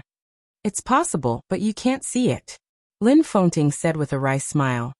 They are energy bodies, almost illusory. They are in the Lin clan, but I don't know where they are. Energy has no specific shape. Maybe most of the time they are a mass of air floating in the villa. Or they may be a tree simulated by their own ability. Whether they are Worryless or Worryless, they are actually not friendly to Beihai and the Lin clan. But now we have turned them into energy bodies, so they can only rely on us to exist. Both the North Sea and the Lin clan have a secret base that can maintain the worry-free existence of energy bodies. This is a top secret that only the Patriarch knows. That is to say, they should be sleeping in the base most of the time, but we just can't see them. But when our two clans encounter a crisis of life and death, they must show up. Otherwise, once our two clans are wiped out, no one will be able to maintain the secret base that keeps them alive. At that time, what awaits them is also extinction. But in the absence of a major crisis, no one can find them unless they show up themselves. Li Tianlan listened quietly. After a long time, he sighed and said with some emotion in his voice, It's amazing. Can't the Worryless leave Beihai and the Lin clan? Of course. Lin Fengting laughed. When they were first created, they were defined as the core foundation of the two clans. This kind of thing is uncontrollable. If they can leave Beihai, then our two clans can't find them at all. How can we expect them to be the foundation? And if they can leave Beihai, the original battle in Mormons would have a different ending. You might not have Xianyuan Feng anymore. Lin Fengting said slowly. Li Tianlan was suddenly shocked. He raised his head and said in a deep voice, What do you mean? Obviously, this was the topic that Lin Fengting wanted to talk to him about today. The core of the vital metal. That kind of activated energy can suppress the power of all murderous weapons to a great extent. If it's a single murderous weapon, Wuxia's energy can make the murderous weapon completely lose control in an instant, and turn it into its puppet. Xianyuan Feng, while Wuxia is a combination of many murderous weapons, and its state is a little special, but the core is still effective in suppressing it. At present, I don't know to what extent this effect will be, but if the core attacks Wuqing, then Wuqing can't exert its full power at all.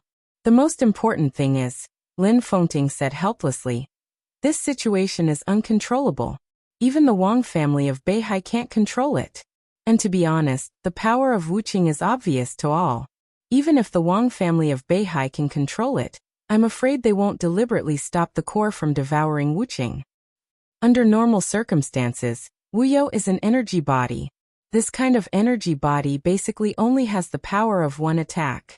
But in a special state, Wuyo's energy can attach to some special metals for a short time and exert a powerful combat capability. Furthermore, if it's more thorough, then it can transform the human body. The Devil Troop of Beihai is an example, but it's not a very successful example. In the current situation, if Beihai is really at a dead end, Wang Shengxiao, Summer Solstice, and even Wang Tianzong can merge with Wuyo's energy body and become a kind of half-human, half-machine monster. Take Wang Shengxiao as an example.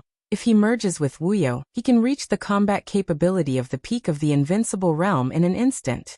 If he enters the Invincible Realm, this kind of fusion can make him break through the limit of the peak of the Invincible Realm and reach my level.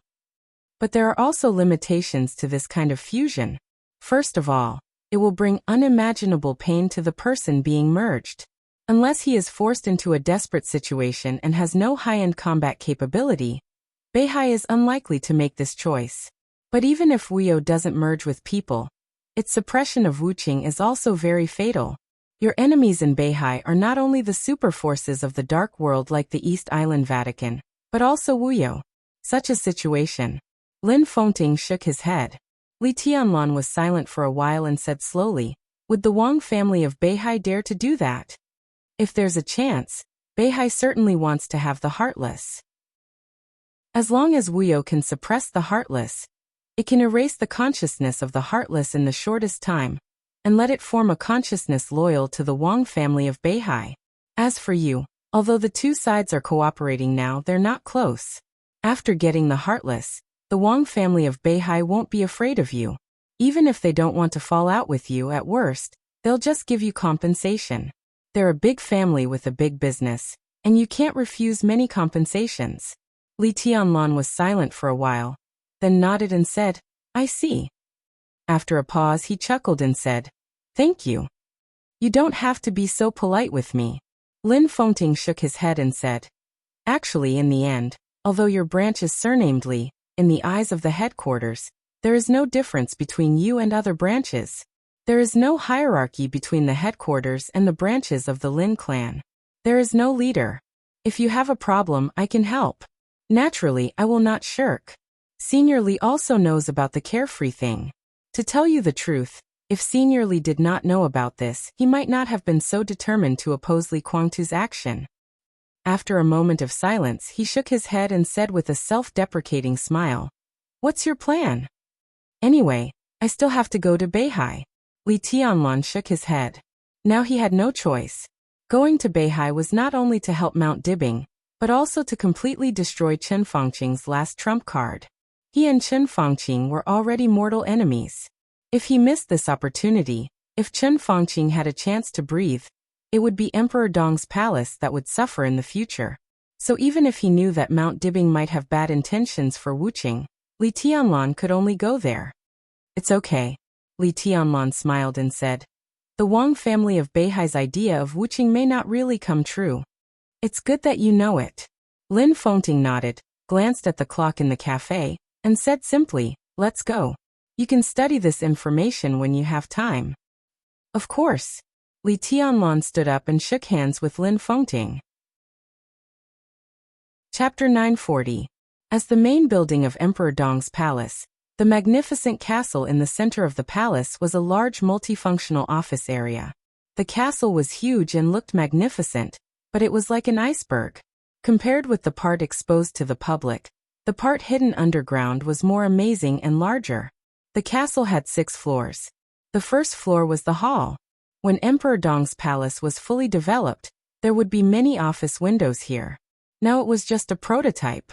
The second and third floors were the office areas for the civil staff of Emperor Dong's palace. Departments such as finance, commerce, logistics, public relations, research and development were divided into blocks on the second and third floors. The fourth floor was the multifunctional area, where dining, entertainment, fitness, and leisure were concentrated. It was a place for the civil staff and senior officials to relax. The fifth floor was the data database and monitoring area. More and more files, materials, and data were stored in the Emperor Dong's palace, and it was equipped with a weapons system and monitoring equipment that had almost no blind spots. Almost every corner of the Emperor Dong's palace could be projected on the big screens on the fifth floor. Similarly, after several upgrades, the weapons system could accurately hit any corner of the Emperor Dong's palace. This sixth-generation weapon system, codenamed Guardian, was completely synchronized with Mount Dibing in Beihai. This was also one of the deals Li Tianlan made with Summer Solstice when he swept across Beihai. In terms of technology, it was the world's top level. Even if Emperor Dong's palace really made Xianyuan City a part of itself, with the Guardian as the core, Emperor Dong's palace could also set up some weapon systems to work with the Guardian to protect Emperor Dong's palace in all aspects. The top floor of the castle was the residence of the senior officials of Emperor Dong's palace. Everyone had their own area, and they could decorate it according to their wishes. The sixth-floor building was not so extraordinary, and the internal planning was basically the layout of a normal force. But the underground space of the castle had 12 floors. The first and second floors were the logistics warehouse of Emperor Dong's palace, where daily supplies were stored. From the third floor to the 12th floor, almost every floor was the secrets of Emperor Dong's palace. The third floor of Emperor Dong's palace was Yu Donglai's territory. As a poison doctor who had once been famous in the dark world, Yu Donglai had been the leader of 3 generations, Li Honghe, Li Guangtu, and now Li Tianlan. It could be said that he was the founding member of the Li family for 3 dynasties. Li Tianlan also respected him enough. At that time, he just asked casually, and Li Tianlan directly gave him the 3 basement floors of the castle as a laboratory. Yu Donglai's life was very comfortable. He had been dealing with all kinds of poisons for most of his life. For him, it had almost become a survival habit or even an instinct. There were all kinds of seemingly inconspicuous pets in the laboratory on the 3rd underground floor. Yu Donglai, who was already old, had completely given up the idea of fighting and let his condition continue to deteriorate. Most of his time was spent in his laboratory taking care of his little babies. Every time he saw them, he felt extremely comfortable. The old man's children had all died on the battlefield. Only his granddaughter was left, and now she had a husband. Yu Qingyan had decided to marry Ning Qianqing in May next year. Because of this, Yu Donglai had met and talked with Ning Ziyuan, the commander of the Tiannan Freedom Corps, several times. Even among the current top officials of Emperor Dong's palace, Ning Qianqing's future was destined to be one of the best. His martial arts might not be invincible, and it seemed difficult for him to even enter the peak of the thunder-shocking realm. But the position of Mayor Xianyuan had already determined his future identity. As long as Li Tianlan did not fall, Ning Qianqing would inevitably become one of the directors standing at the peak of Zhongzhou State in 20 years. Even if he was not the president or the prime minister, he would certainly be a person with real power. Yu Donglai was very satisfied with his grandson-in-law. Now, I just hope that Qianqing and Qingyan will have children later after they get married. They are still young, so there is no hurry. As for me, I think I can live for many years. If their children are born a few years later, I'll have a few more years to spend with these little babies of mine. When my great-grandchildren or granddaughters are born, I'll have to take care of the 2 little guys' children. These little babies of mine. Oh, my little babies. In the huge laboratory on the 3rd underground floor, Yu Donglai happily introduced the internal facilities to Qin Weibai, who followed him. He sounded very happy when he talked about Ning Qianqing and Yu Qingyan, but when he thought of their children and the cute little babies in front of him, his tone inevitably became a little complicated and melancholy, with a trace of expectation and reluctance. Qin Weibai stood beside Yu Donglai and quietly looked at a creature that looked like a big frog in an exquisite window in front of her. The big frog was also staring at Qin Weibai. After a short moment of eye contact, its belly bulged and it spat out a mass of green mucus. Qin Weibai frowned slightly and felt a little disgusted. Your little babies are really ugly. Maybe you are as ugly in its eyes. Yu Donglai laughed and knocked on the glass of the window as if he was greeting the big frog. The big frog jumped up and down and spat out another mouthful of green mucus. The window began to shimmer, and the temperature inside the window began to drop. The gravity inside the window also seemed to have changed slightly. The green slime that rolled down the glass gradually gathered in one spot, slowly condensing in the corner, and finally slid into a transparent container in the window. Qin Weibai frowned slightly and looked away. Next to the big frog, there was a lump of black meat of an unknown species. The meat was slowly wriggling, and there was a black liquid in it. Qin Weibai looked away again. There were countless windows in the huge space on the third underground floor. Almost every window had some strange animals or plants. But at first glance, there were really not many things that were pleasing to the eye. Combined with the cold and damp environment on the third underground floor, Qin Weibai couldn't help saying, "Old man, your taste is getting heavier and heavier." "Really?" Yu Donglai asked in reply. "You weren't like this when I knew you. At that time, you were still cooking in Huiting. It seemed that you were more interested in studying the menu." Qin Weibai felt a little helpless. "That's because the environment didn't allow it." Yu Donglai sighed and said, "If I had such a lab back then, I wouldn't have bothered to study the menu. Take a look at this. This is called black moon grass. It's my latest invention. If you grind it into powder and mix it with the little frog's poison, it will become an extremely active poison. If eaten, the target's internal organs will become fibrotic within half a year. In the later stages, this poison can even absorb the activity in the human's blood. Basically, there's no cure for it." You're not interested? Then look at this. I haven't decided on a name for it yet. If you grind it into powder and put it in the food and drink, it's colorless and tasteless, but it can quickly burn fat inside the human body. I can guarantee that even the body of an invincible realm expert can't bear the effect of this drug, and become weaker and weaker in the shortest time. Isn't it awesome? Qin Weibai listened quietly and suddenly said, "To put it bluntly, isn't this a diet drug?" "It's different from diet drugs. This kind of drug can burn fat even for people who don't need to lose weight. It's possible to turn them into dry people." Yu Donglai looked serious. Qin Weibai felt a little helpless. "Old man, you're really getting more and more boring. You don't understand the fun of the old." Yu Donglai laughed and said, "It's a hobby. Where's the thing I want to see? I think everything here is what you want to see." Yu Donglai muttered and walked to the depth of the laboratory. "Don't tell me you don't know what it means for me to put the laboratory here." Qin Weibai smiled and didn't speak. Of course, she knew what it meant to put Yu Donglai's laboratory here. It not only meant that Li Tianlan had absolute trust in him, but also meant that Li Tianlan recognized his ability as a poison doctor. The castle had 6 floors above ground and 12 floors below ground. Strictly speaking, there was nothing particularly important on the 6 floors above ground. The real secrets were all underground. Except for the warehouses on the 1st and 2nd floors, from the 3rd floor onwards, every floor below had secrets of Emperor Dong's palace.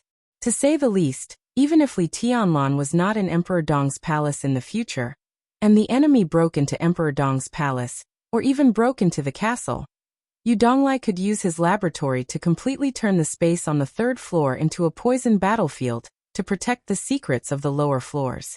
From this point of view, the ugly animals and twisted plants in the laboratory could be regarded as part of the trump card of Emperor Dong's palace. This was what Qin Weibai needed to see, but it was not what she wanted to see most. "I always feel that you're a little eager. Are you going to use this thing to plan something again?" Yu Donglai took Qin Weibai to a completely sealed area of the laboratory and asked casually, "You'll know soon." Qin Weibai's voice was a little expectant. Yu Donglai shrugged slightly and put his hand on the door handle. He verified his fingerprint, entered the password, scanned his pupils, and verified the password again. Click! There was a clear sound. The alloy door opened slightly to both sides, and behind the door, a space the size of a living room appeared in front of them. Chirp! An incomparably clear and melodious voice rang out without warning. This sound was not loud, but it suddenly appeared, extremely clear and even a little harsh. It was like a bird's chirp that was distorted to the extreme. It was not angry, but extremely violent, like a crazy burning fire. Qin Weibai seemed to frown a little uncomfortably, but she still walked in. There was almost no extra furniture in the small sealed space. There was only a small table with pens and ink on it, as well as a few neatly arranged thick notebooks. A special glass cover covered most of the space, and inside the glass cover was a field of brightly colored lush. Qin Weibai took 2 steps forward. Inside the glass cover, a twisted purple tree about 2 meters high stood inside the glass cover. It was dark purple all over, and even its leaves were glowing with a dark purple light. The purple tree was thick and twisted. The trunk, which should have been straight, seemed to have been folded at will countless times, looking extremely uncoordinated. The dense branches and leaves grew without any pattern, and the whole thing looked extremely ferocious. A fiery red bird was standing on a branch, silently staring at Qin Weibai outside the glass cover.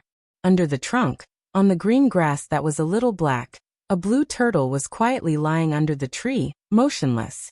A red bird, a blue turtle, and a purple tree. Qin Weibai stood in front of the glass cover, watching this scene, and kept silent for a long time. "This is what you want to see?" Yu Donglai's light voice rang out. "It's also the most successful masterpiece of my life. What do you think?" "It's spectacular," Qin Weibai whispered. "The top." Chapter 941. Qin Weibai's evaluation was completely sincere. The red bird, the blue turtle, and the purple ancient tree did not look very big, but in the limited space, the dense branches almost crowded every available corner. If the twisted trunk stood upright, it would be at least more than 20 meters. The thick trunk kept twisting on the left and right sides, looking like a giant dragon with a curved body. The ancient tree was so eye-catching, but the red bird and the blue turtle were still eye-catching.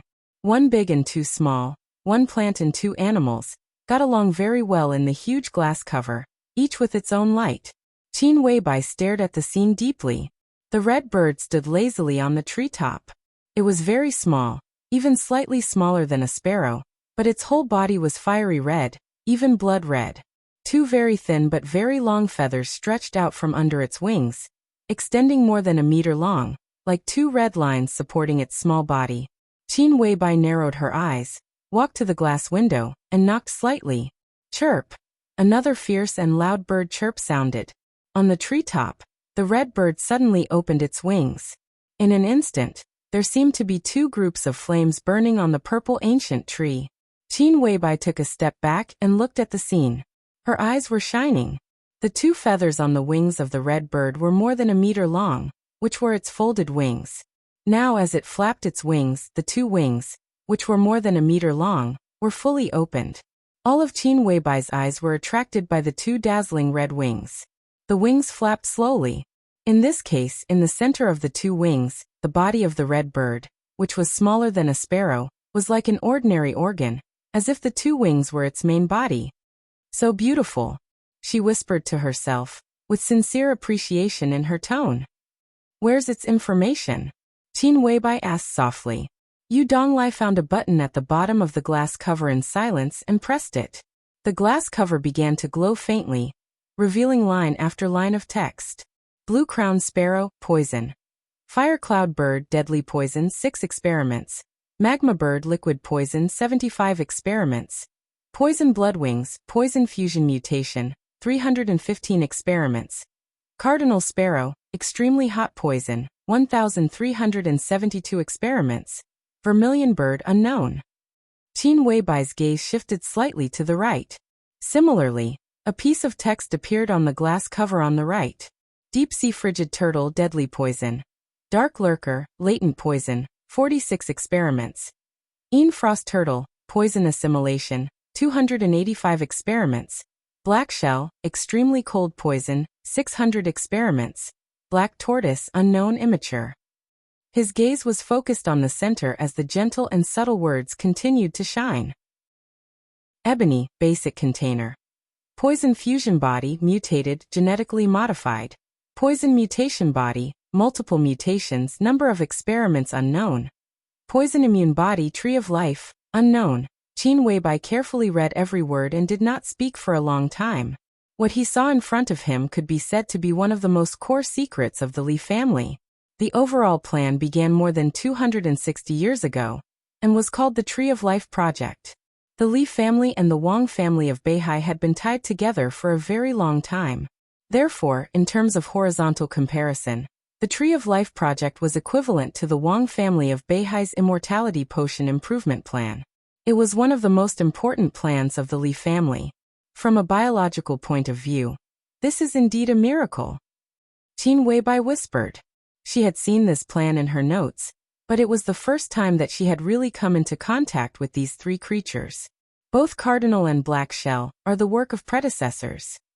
Yu Donglai's tone was a little emotional. He did not deny Qin Weibai's statement. However, the existence of Hongke and Xianjia was indeed a miracle in life. In the beginning, the Li family had gathered a large number of biological experts. The initial purpose was undoubtedly to enhance their strength. From the beginning, the Li family attached great importance to all kinds of poisons. The reason was that a very important heir of the third generation of the Li family had died from a strange poison in the Hung state. Therefore, this plan was called the Poison King Plan at the beginning. The original purpose of the Li family was to develop a poison that could kill any creature. After countless experiments in the early stage, the original team identified two creatures as the carriers of the Poison King Plan. The blue-crowned sparrow had ordinary poisons, but was extremely sensitive to poisons. The deep-sea cold turtle had highly toxic and strong vitality, and had a certain degree of resistance to all kinds of poisons. That was the first part of the plan. Then, over a long period of time, after countless experiments, it successfully evolved again and again. Yes, was evolution. In life, it was similar to a miracle of evolution. The original carrier was combined with various theoretical species to give birth to offspring. At the same time, a large number of poisons were used to improve the genes of hybrids. Then the theoretical different species were combined with the genetically improved hybrids to give birth to new offspring. Experiments, failures, and failures kept repeating the process. Different theories were overturned again and again. The blue-crowned sparrow kept dying, one after another, year after year. In the 10th year of the Poison King Plan, the blue-crowned sparrow completed its perfect evolution for the first time, and became a highly toxic fire cloud bird. A brand new species evolved from the blue-crowned sparrow. 5 years later, the research of the deep-sea cold turtle made a major breakthrough. The deep-sea cold turtle evolved into a dark lurker. The Poison King Plan took a crucial first step. More than 200 years of research, generations of teams made countless efforts, and finally, the blue-crowned sparrow and the deep-sea cold turtle evolved to a very high level. Cardinal. Black armor. Compared with the original blue-crowned sparrow and the deep-sea cold turtle, the cardinal and black armor had nothing in common with the former two. They were completely two new species with highly toxic bodies. This was the extremely secretive poison of the Li family's hottest poison, and the coldest poison. The hottest poison was as violent as fire, and its toxicity was extremely fierce. In theory, a drop of cardinal's blood could completely ignite all the vitality of an expert at the peak of the thunder-shocking realm in an instant, burning the opponent into nothingness in the fastest time, even leaving no ashes. The coldest poison was good at hiding. Once poisoned, there was basically no possibility of getting rid of it. It was destined to accompany the poisoned person for a lifetime. When two kinds of extremely opposite poisons were combined, the intense and difficult to remove poison was enough to kill an expert at the peak of the invincible realm. This kind of poison could be turned into a liquid or a gaseous poison, which was almost impossible to guard against. The only drawback was that the fusion process of the two poisons was extremely difficult, and some special materials were needed. At present, Yu Donglai only had one real finished poison. Do you want that poison? Yu Donglai said slowly. This needs Tianlan's approval. No, that poison can be put aside for the time being. It's not the time to use it yet. Qin Weibai shook her head. The coldest and hottest poison could kill an expert at the peak of the invincible realm, but this did not mean that it had an upper limit. It was just that in the past many years, the peak of the dark world was the expert at the peak of the invincible realm. In her notes, Qin Weibai was very clear that this poison could cause a fatal threat to even an expert beyond the peak of the invincible realm. The deterrent effect of this poison in Emperor Dong's palace was even far greater than that of a fully charged murderous weapon. "I'm here to see this tree," Qin Weibai asked. "Is it called the poison-immune body now?" "Yes, my poison-immune body."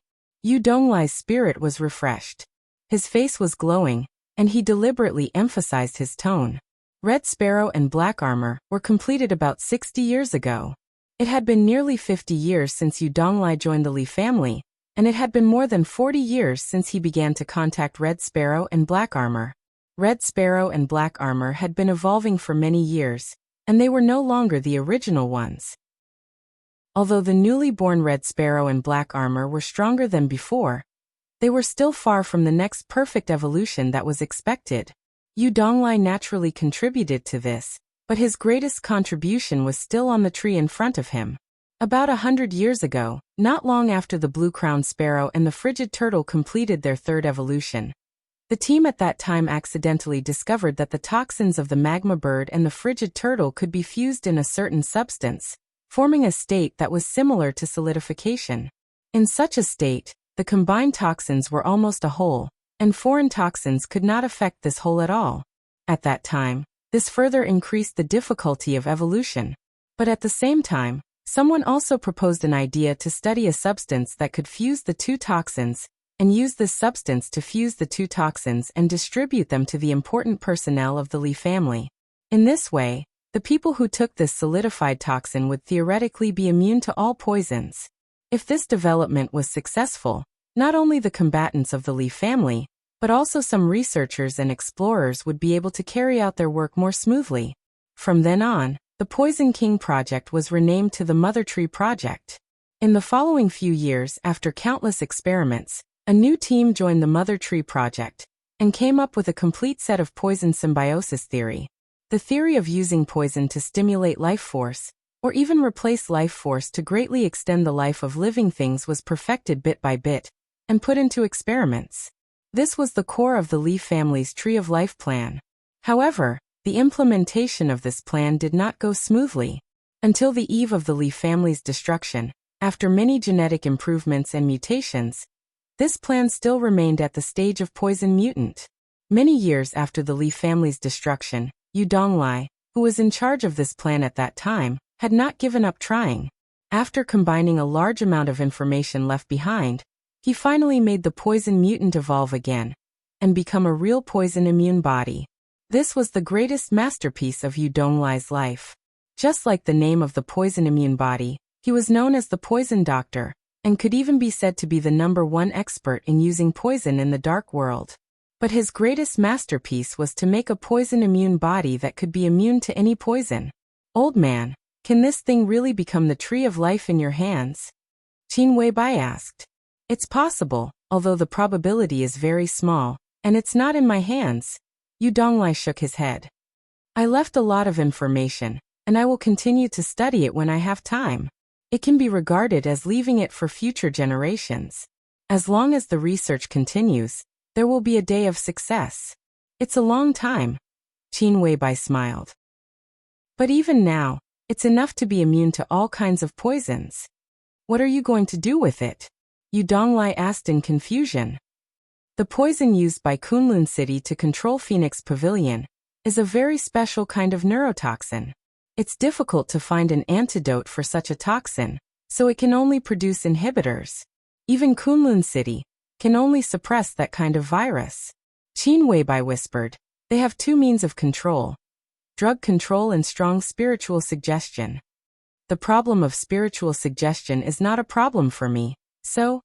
Qin Weibai smiled gently, and her eyes were indescribably bright. "Li Qingqing will soon arrive in Tiannan. As long as this tree can successfully make Li Qingqing immune to the neurotoxin of Kunlun City, then the next thing is very simple." Her breath was very quiet, and her expression was very calm and indifferent.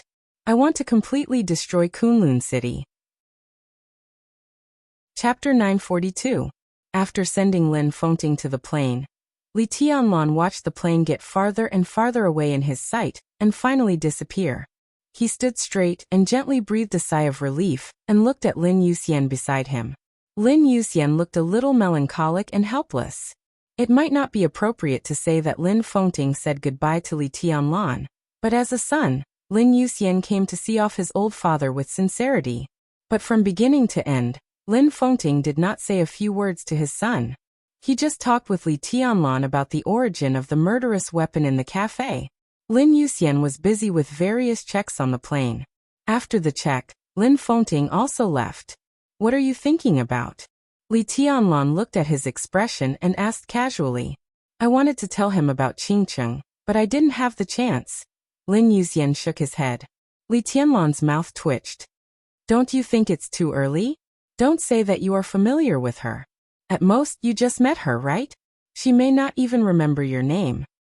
Am I so insignificant? Lin Yuxian's tone was puzzled. Li Tianlan took out a cigarette and threw it to Lin Yuxian. Then he turned and walked to the black car parked in the airport. Anyway, it's too early. You can't let Uncle Lin directly propose marriage with the power and identity of the Lin clan, can you? Even if Uncle Lin is willing to do this for you, Li Shi, who has had enough of it, may not accept it. I suggest you wait. Today we go back to Tiannan. I will try to arrange some opportunities for you to be alone. Then it's up to you. All right. Lin Yuxian hesitated and nodded. He opened the door and sat in the driver's seat. He asked curiously, What did my dad say to you? For such a long time? Li Tianlan glanced at him and did not hide anything. He raised the information in his hand and said, There are some other questions about the origin of the murderous weapon. If Lin Yuxian was still the heir of the Lin clan, he would know these things sooner or later. Even if he had been removed from the list of heirs, he would definitely know some things in the future.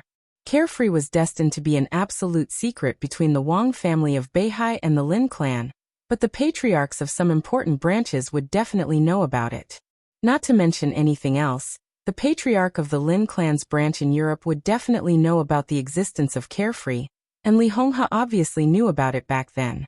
Even though Lin Yuxian was no longer the heir of the Lin clan, his importance in the Lin clan was beyond doubt. The Lin clan was the god of war in Zhongzhou in the clan's plan, which meant that all branches of the Lin clan in Asia would be led by Lin Yuxian. For For Tianlan, Lin Yuxian would also be the most important ally of Emperor Dong's palace in the future. It was not inappropriate to tell him about his carefree life. After Lin and Chen Lin Yuxian was he Lin. After listening to Li Tianlan's words, Lin Yuxian was silent for a long time before he asked with some uncertainty. You could say there is, but you could also say there isn't. Li Tianlan said faintly. No one can be sure of Wuyo's state, but its activation ability is very high. If it fights alone, its energy will be exhausted very soon. Only by combining with a human and undergoing transformation can it completely stabilize its combat capability. But who in Beihai can accept Wuyo's transformation? It wasn't that there wasn't such a candidate, but it was obviously very difficult for Beihai to make up his mind.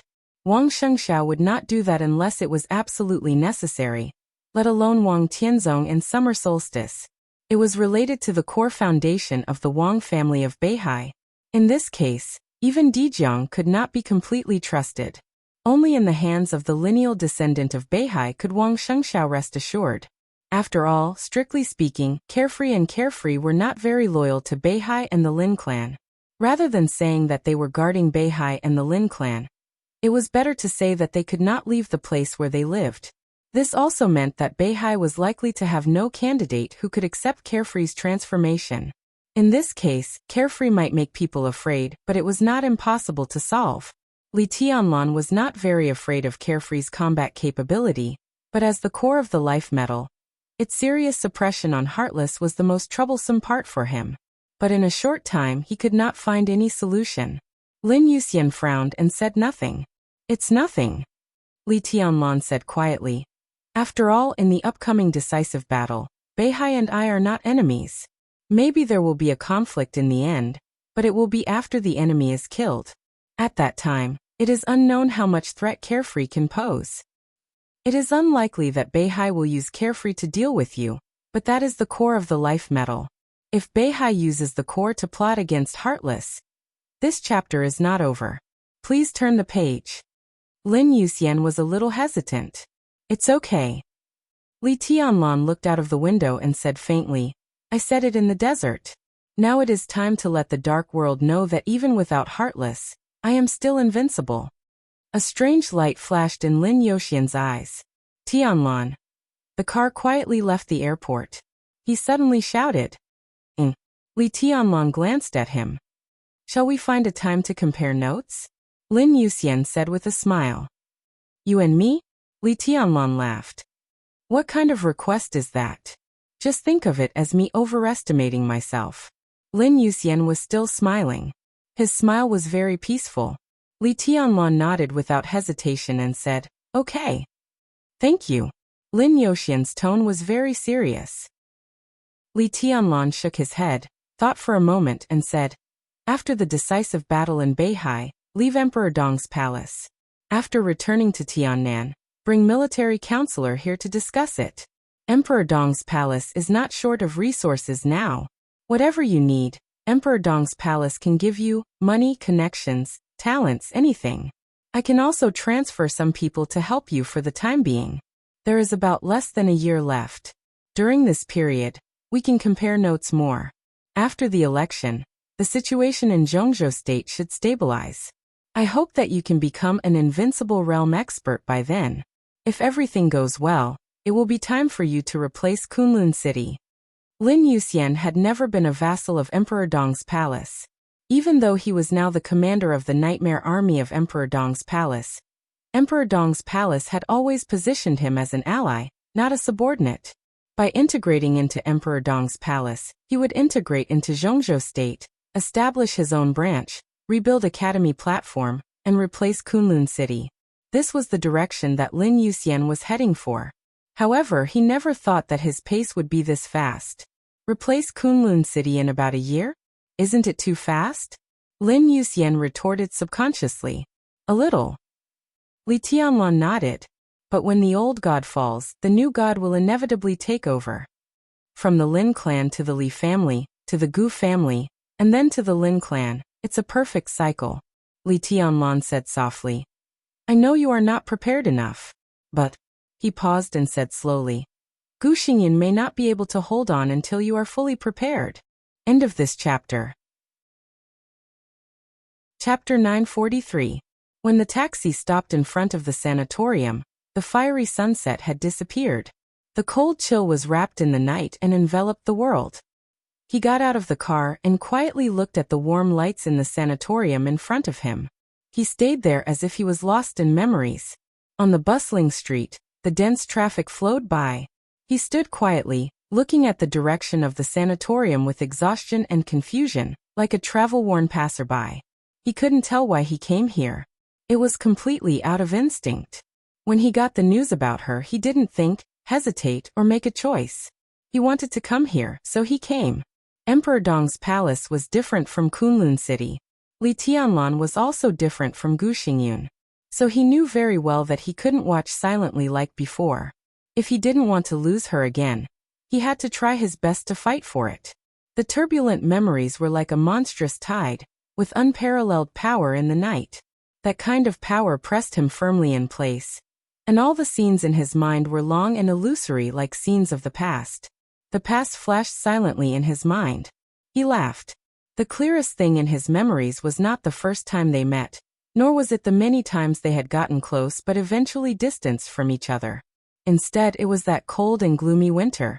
In that gloomy palace, in front of countless people, she quietly floated on the beam of the bedroom. She wore a plain white dress, a simple wooden hairpin, without any extra decoration, and a plain face. On a most ordinary day, at an ordinary time, she quietly hung herself in the bedroom. So quiet, so indifferent. That year, on that day, her figure swayed in front of him like a sharp knife, piercing through his flesh, piercing through his chest, piercing through his heart, as if his entire body was being torn into countless bloody pieces. In his memory, it was a tragic world that could no longer be described as tragic. Some people's families were ruined. Some were separated from their families. Some were betrayed by their families. And some died without a complete corpse. One after another, Those who stood at the peak fell with endless glory and glory. Now when he thought about it again, no one could escape unscathed. His memory was full of death, blood, and betrayal. One by one, they ended miserably and left miserably.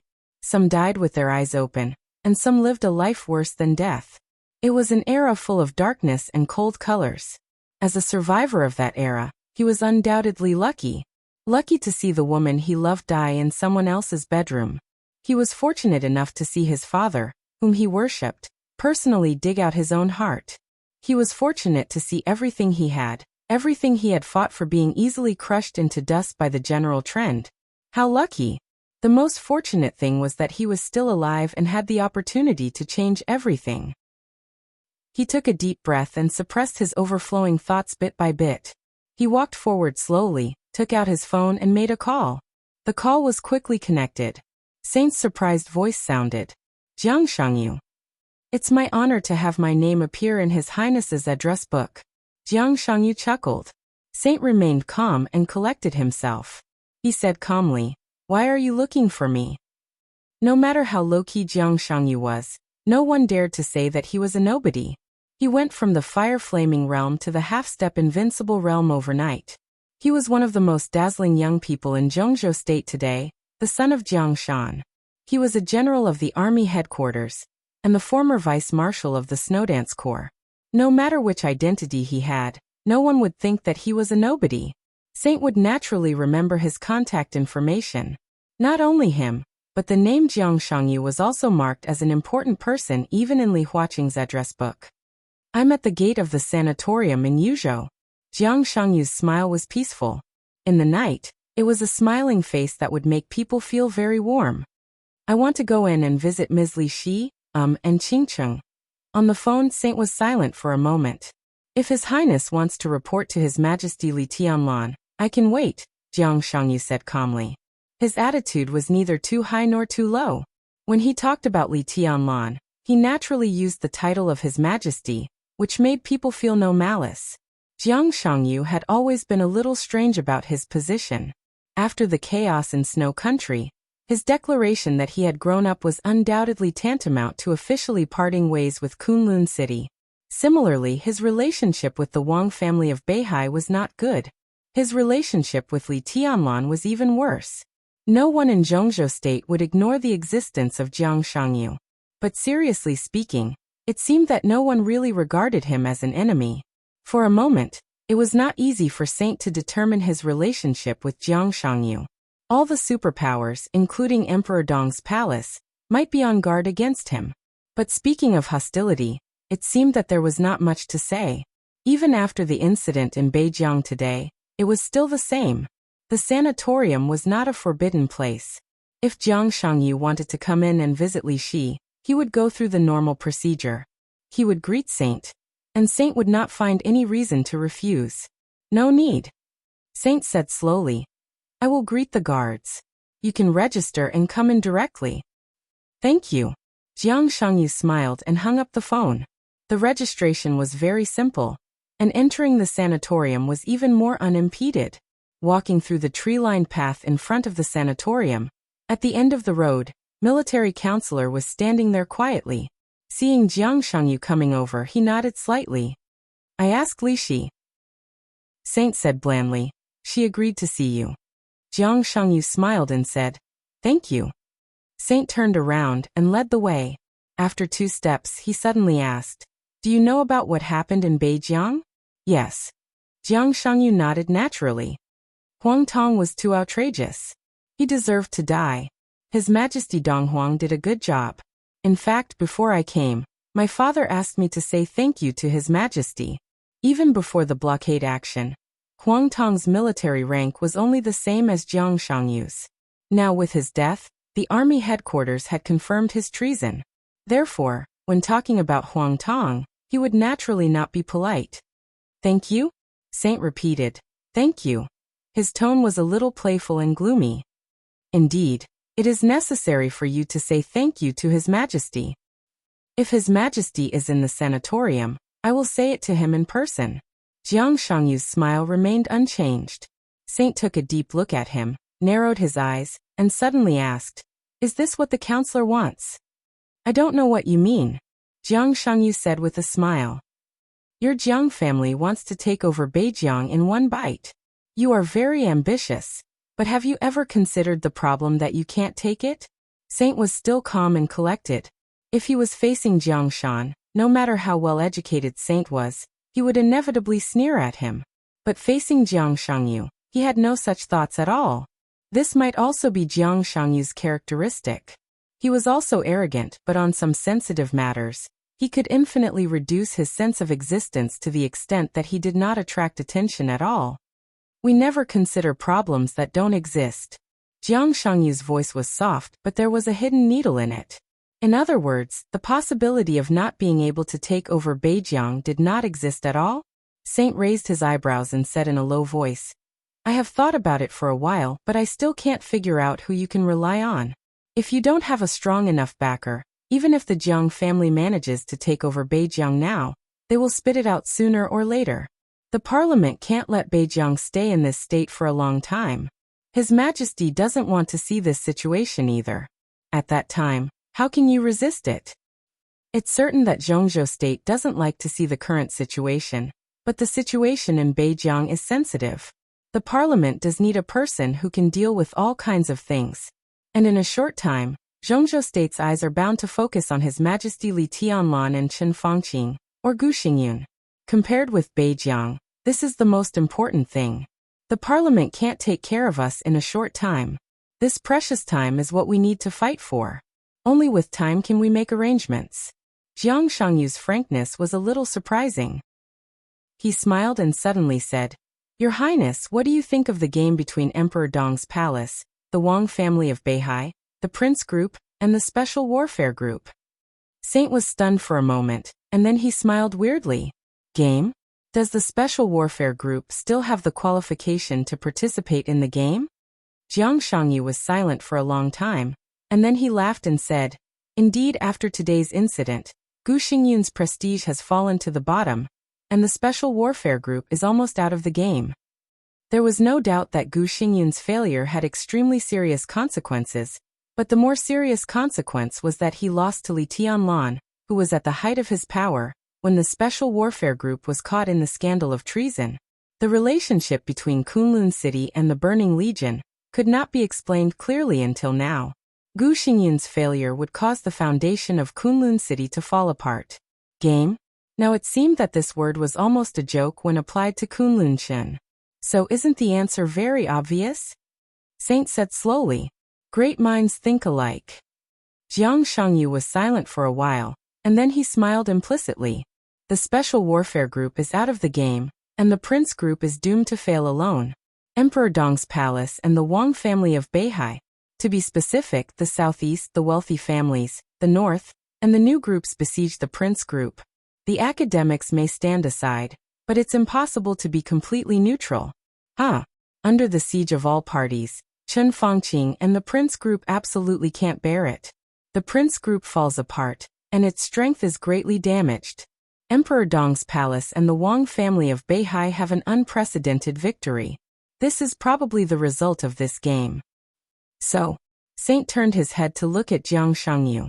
The sword intent was flowing in his eyes, with a strong pressure, sharp and threatening. So, Jiang Shangyu spread his hands. Have you ever thought about what will happen to the Prince Group in the end? This is a group that has rooted in Zhongzhou State for hundreds of years, and its history is even earlier than that of the Southeast Group. It is deeply rooted. The Prince Group's strength may be greatly damaged, or even split, but such a group will not collapse after a setback. Your strength is very strong, but Your Highness, do you really think that the Prince Group will disappear completely after the game? Saint shook his head subconsciously. Even the most optimistic person could not say that the Prince Group would disappear completely. They were destined to suffer heavy losses, and even half of their strength could not be preserved. With the fall of Chen Fangqing, the Prince Group would inevitably suffer losses, but would it disappear completely? This was almost impossible to do, and Li Huaqing would not watch such a situation happen. So the best result was that Chen Fangqing's people would be completely destroyed, and a large number of people in the Prince Group would enter the new group and the academics. The remaining strength would be scattered in chaos, and then they would slowly integrate, elect a new leader, and stand firm again. At that time, the new prince group would still be a giant. Everything should be over before the election. The prince group will fall into a period of chaos, but as time goes by, people will always be able to see the situation clearly. Maybe in 3 months, half a year, or a year, the prince group will automatically integrate and reshuffle. Jiang Shangyu chuckled softly. In the cold night, his gentle smiling face had a kind of flamboyance and wildness. I seem to remember that my father's position in the prince group is not low. Saint. He suddenly stopped moving forward, turned around, and looked at Jiang Shangyu with a charming smile with burning eyes. Until this moment, he really understood what everything in Beijiang meant. It was like someone gently pushed away the light fog in front of him with his hand, and everything suddenly became clear. Jiang Shan and the prince group had been drifting apart in recent years, and they were almost like strangers. Everyone ignored Jiang Shan's position. But the moment Jiang Shangyu said it again, Saint had goosebumps all over his body.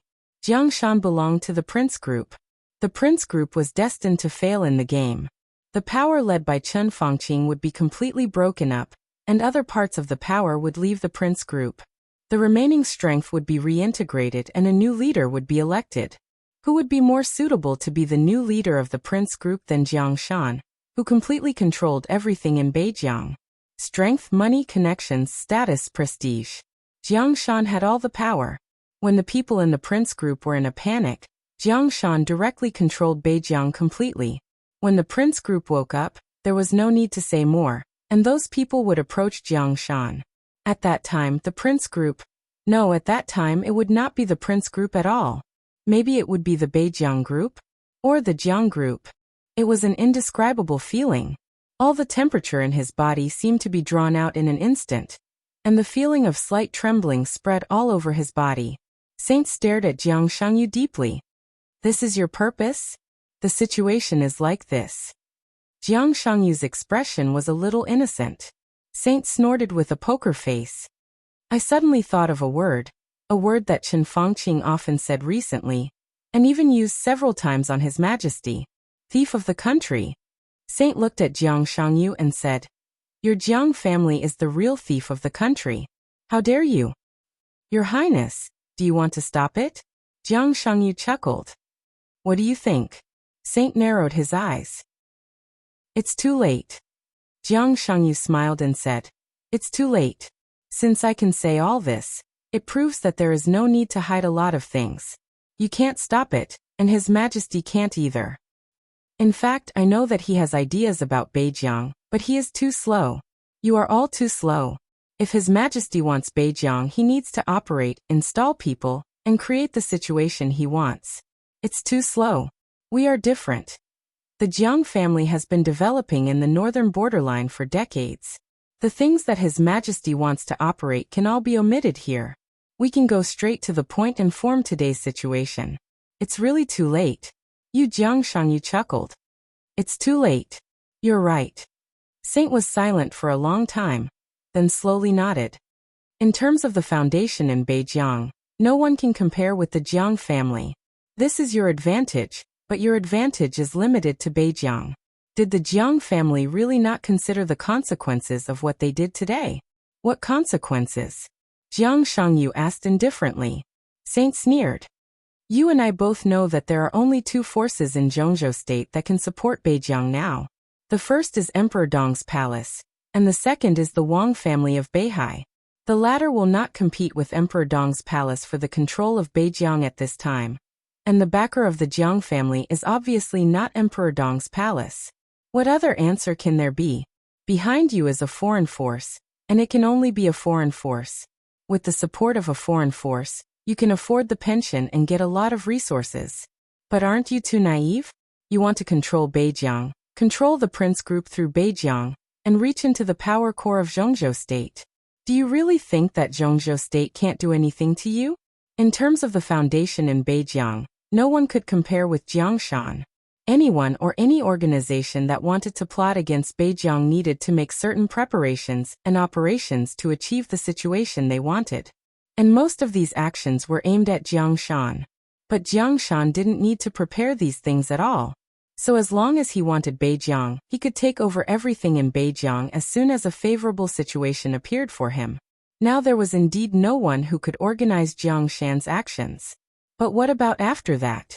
As soon as the incident in Beijiang happened, countless people began to secretly investigate whether the backer behind the Jiang family was a foreign force. Such a fact couldn't be a secret and couldn't be hidden.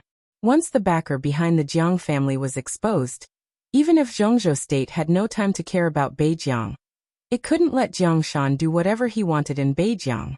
After all, no matter how serious the fight between Chen Fangqing and Li Tianlan was, it was an internal affair. Once a foreign force was involved, all the forces in Zhongzhou state would unite against it. There is no so-called foreign force.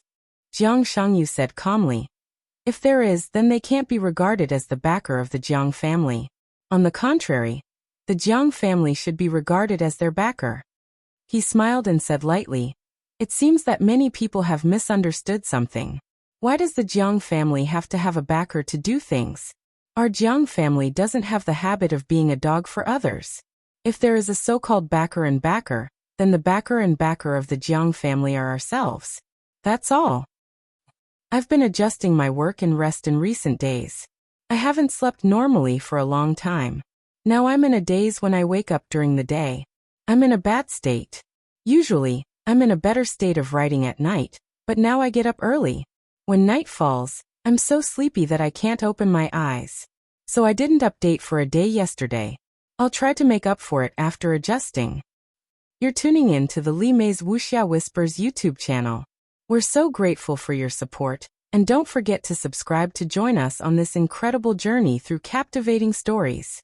Your generosity through donations truly makes a world of difference, as it's the primary source of revenue that allows me to expand and enhance this channel for you. Thank you from the bottom of my heart for being a part of this adventure.